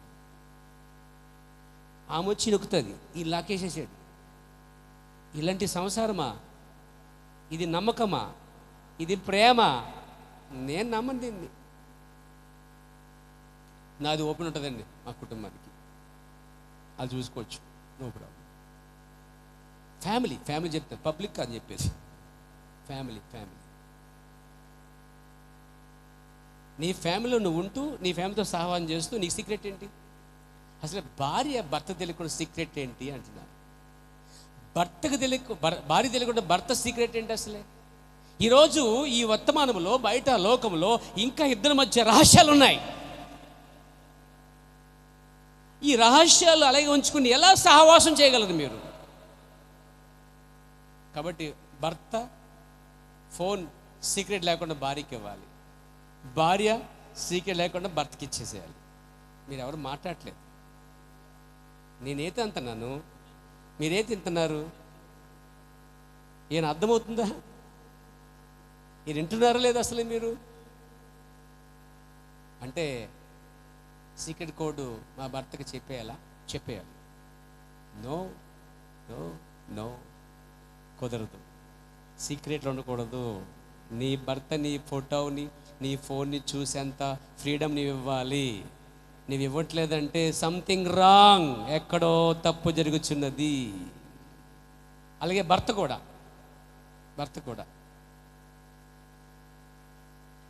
సీక్రెట్ కోడ్ ఓపెన్ చేసేసి భార్యకి ఇచ్చేసేయాలి. అలాంటి సంఘస్థులను చూడొచ్చా? నేను నా మీద కోపడకండి. మీ సీక్రెట్లకి సమాధి చేయండి, పాపాలకి ద్వారం తెరవకండి. భార్య భర్తల మధ్య సీక్రెట్ ఏంటండి అసలే? ఓపెన్ హార్ట్ ఉండాలి. కొంతమంది భర్తకు తెలియకుండా భార్య తెలియకుండా భర్తలు అలా ఉండి మీరు ఎలా ఒక్క మంచం మీద, ఒక కంచములో, ఒక్క శరీరంలో ఎలా అవుతున్నారు మీరు? నో, అది మోసకరం ఏం జరుగుతుంది అక్కడ?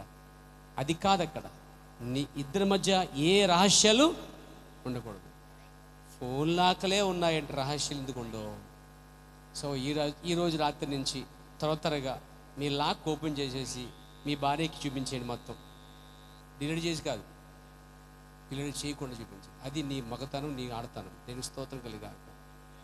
మీరు నిజంగా త్రిజన్ క్రైస్తువులు అయితే అలాగే ఉంటారండి. దేవునికి స్తోత్రం కలిగాక, దేవుని మహిమ కలిగాక. సో ఈ రోజు నుంచి భార్య భర్తల మధ్య సహవాసం, no secret, no code, open. అదే కదా దేవుడు కోరుకునేది, అవునే కదా? భర్తకి ఏ రహస్యం దాచిపెట్టకూడదు స్త్రీ. అలాగని పురుషుడు కూడా స్త్రీకి తన భార్యకి ఏ రహస్యము దాచిపెట్టకూడదు. ఆ ఇద్దరి మధ్య అది లేకపోతే అదే సరైన సహవాసం. అది ఇప్పుడు సంఘానికి క్రీస్తుకి సంబంధించిన కార్యము. సంఘము క్రీస్తుకి ఏది మరుగు లేకుండా ఒప్పుకోవాలి. క్రీస్తు అయితే తను పూర్తిగా బయలుపరుచుకున్నాడు. ఆయన మర్మమంతా బయలుపరిచాడు. ఆయన నీకేది మరుగుపరచలేదు, మరుగుపరిచిందంతా కూడా ఒక ప్రవక్త ద్వారా బయలుపరిచేశాడండి ఆయన. దేవునికి స్తోత్రం కలిగాక. కాబట్టి నీ సహవాసం చూపించు. నీవు ఎలాంటి వాడువో, నీవు ఎలాంటి దానివో చెప్పగలను. నీ గృహానికి రానిమ్ము. నీ గృహంలో ఏం చదువుతున్నావో చూడనిమ్ము. ఏ విధమైన సంగీతము వింటున్నావో, సంగీతం కూడా ఏమి వింటున్నావో చెప్పేస్తాడండి ఆయన. ఎలాంటి సంగీతం వింటున్నావు నువ్వు? ఈరోజు సంగీతం ఏంటి? Rock and roll. అదంట ప్రవర్తనాడు. ఆ మ్యూజిక్ అంట శరీరం మాత్రం ఊపుతుందంటండి, శరీరం మాత్రమే, ఆత్మ ఊపట్లేదు. కానీ దావీదంటే సంగీతం ఉంటే ఆత్మను ఊపుతుందండి, దయ్యాలను ఊపి కదిపి బయట పంపిస్తాయండి. అది అలాంటి సంగీతం వినాలి మనం. నీ ఆత్మ వేరే వేరే సంగీతాలు అనగా వాక్య విరుద్ధమైన సంగీతాలు వింటున్నావు ఉంటుంది. నీ టేస్ట్ ఏంటో అర్థమవుతుంది కదా. Praise the lord. నువ్వు చదివే పుస్తకాలు బట్టి చెప్పొచ్చు, నీ వినే సంగీతం బట్టి చెప్పొచ్చు, నీ వినుచున్నది ఏమిటో చూడొచ్చు. Praise the lord. నన్ను చూడనిమ్ము, ఒక పెద్ద మొత్తంలో తగిలించి ఉన్న అసభ్యకరమైన చిత్రములను చూడనిమ్ము, అలాంటి విషయములను చూడనిమ్ము. ఒక్కొక్క ఇంటికి వెళ్తే ఏమవుతుంది, ఇంటి మధ్యన డోర్కి సౌందర్య ఫోటో, శ్రీదేవి ఫోటో, ఇంకెవరు అందాల రాసి ఫోటోలు ఉంటాయి. కొంతమంది ఏమో సినీ హీరో ఫోటోలు పెట్టుకుంటారండి. ఎక్కడ పడగదిలో, ఇళ్ళల్లో పెట్టుకుంటారు, లేకపోతే ఎక్కడో చోట దాచుకుంటారు. అంటే నీవు దేని మీద ఉన్నావో, ఎలాంటి సహవాసం కలిగి ఉన్నావో చూడు. ప్రవక్త అన్నాడు, ప్రైజ్ ది లార్డ్, అసభ్యకరమైన చిత్రములను మరి అలాంటి విషయములను చూడనిమ్ము, నువ్వెవరో తెలిసిపోద్ది. హృదయములో నేను చూడగలను, ఎందుకనగా అది నీ ఆహారం. నువ్వు చెప్తావు, నేను సంగమునకు చెందినవాడు, మంచి ఇప్పుడు నన్ను తీర్పు తీర్చక్కలేదు. బ్రహ్మ సోదరుడు, నువ్వు నాకేం తీర్పు తీర్చక్కలేదు అంటాడంట ఒకడు. అన్నాడు, లేదు లేదు సోదరుడు బ్రహ్మం, నేను తీర్పు తెచ్చట్లేదు. బ్రహ్మం చెప్తున్నాడు, సోదరుడా నేను తీర్పు తెచ్చడం లేదు, వాక్యము నేను తీర్పు తెచ్చుచున్నది అని చెప్పాడట ప్రవక్త. నీ ఫలం, నీ జీవితం నిన్ను ఏమై ఉన్నావో చెప్పును. అహంకారం వర్తమాన ప్రవక్త చెప్పాడు. అహంకారం వర్తమానం కూడా బోధించాడు ఆయన. దానిలో చెప్పాడు.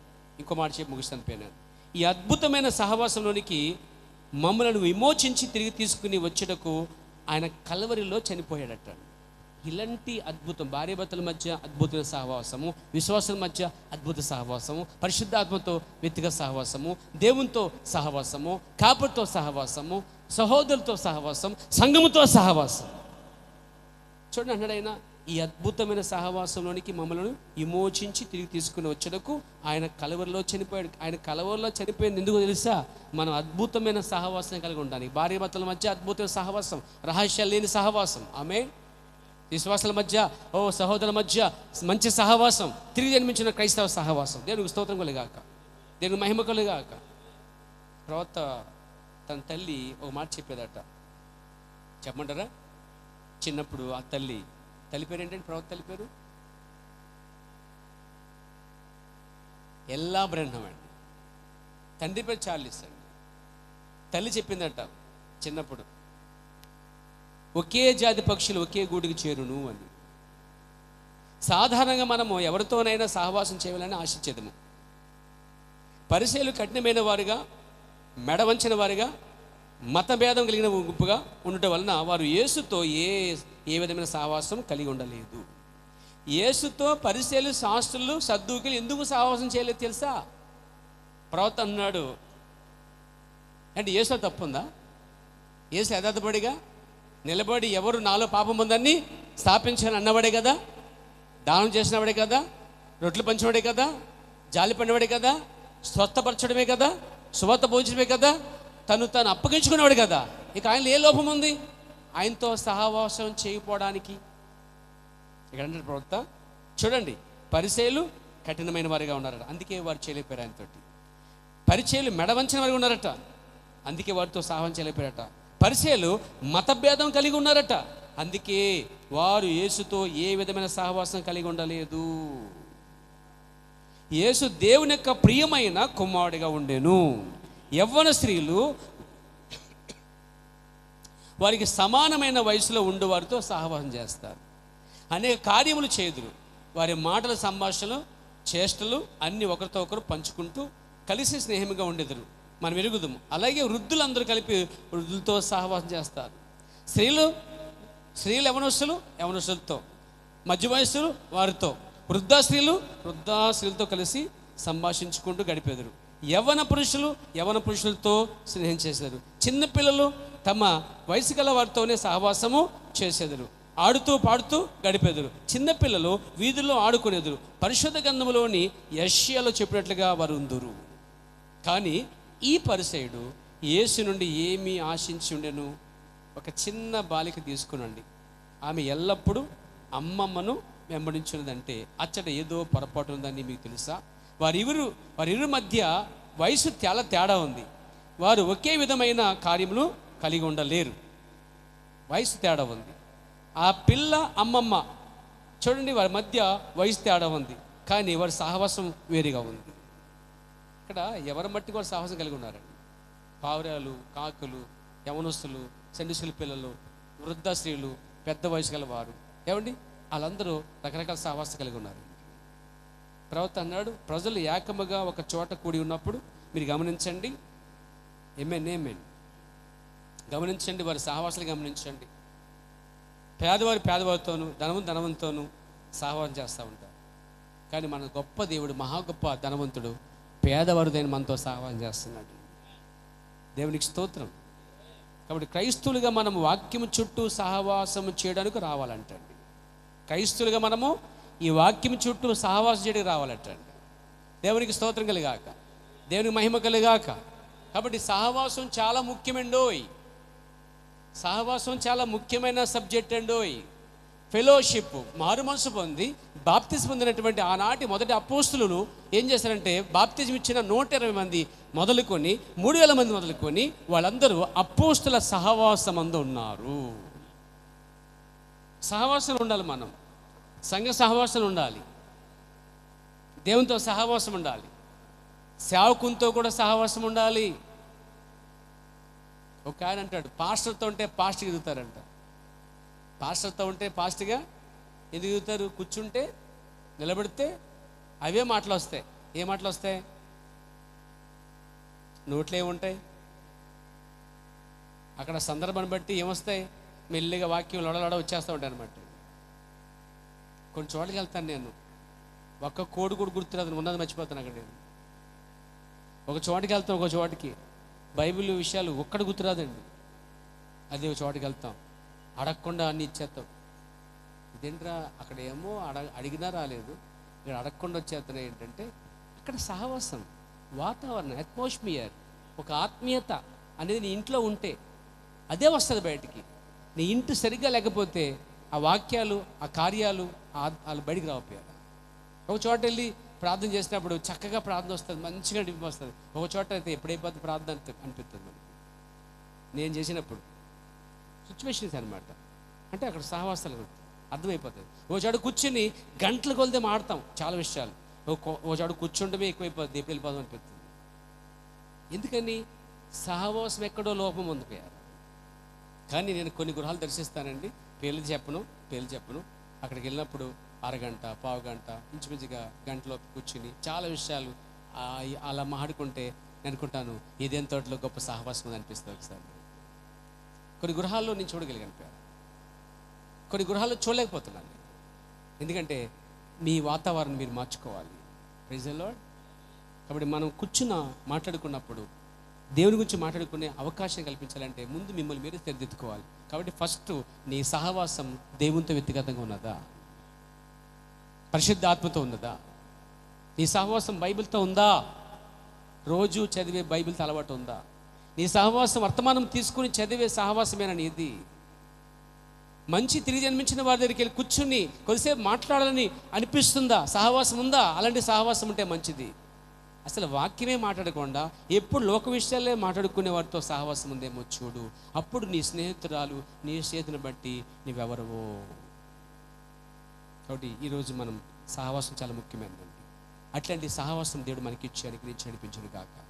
పరిశుద్ధాత్మతో దేవునితో సహవాసం కలిగి, సంఘంలో ఒకరితో సహవాసం కలిగి, ఎండిపోకుండా చిగురించి దేవుని కొరకు మంచి ఫలాలు తెచ్చుకొచ్చేవారుగా దేవుడు మనల్ని జ్ఞాపం చేసుకుని దీవించును గాక. లేచి నిలబడదాం. కంగారు పడకండి, నాకు ఇంకా టైం ఉంది. 15 నిమిషాలు ఇంకా మనకు ఉందండి. మనం బాకీ ఉన్నాం ప్రభుకి 10 నిమిషాలు. మనం ఎక్కువ ఉండలేదండి ఇక్కడ. ఒక అరగంట ప్రసంగానికి ఏమండి మీలో కొంత ముఖాలు మడిపోయినట్టు అనిపిస్తున్నాయి. గంట ప్రసంగానికి ఏమి తడుకులేకపోతున్నారు. నాకు డౌట్, అసలే పరలోకం పోయిన తర్వాత ఎలా ఉండగలుగుతారు? ఇక్కడ గంట ఉండలేకపోతున్నావు, గంట వాక్యం లేకపోతున్నావు. ఆ గంట కూడా ఆ గంటలు గోలిగిలుకుంటాం, అక్కడే కూర్చుని ఆలోచించడం. ఈ వైఖరి ఏంటండి అసలు? So bad, not so bad అంట నా భాషలో. ఏదో నాకు నచ్చకపోతే అంటాను నాట్ సో బ్యాడ్. సో ఇది మార్చుకుందాం. Praise the lord. ఏమండి ఇక్కడ మీరు ఆరాధన సమయం 3 గంటలు గడపలేకపోతున్నారంటే పరలోకంలో 3 సంవత్సరాలు ఉండగలరా? ఎన్ని సంవత్సరాలు? నేనంటాను ఇంకా తక్కువే. అసలు కాలమే లేనిదండి ఇది.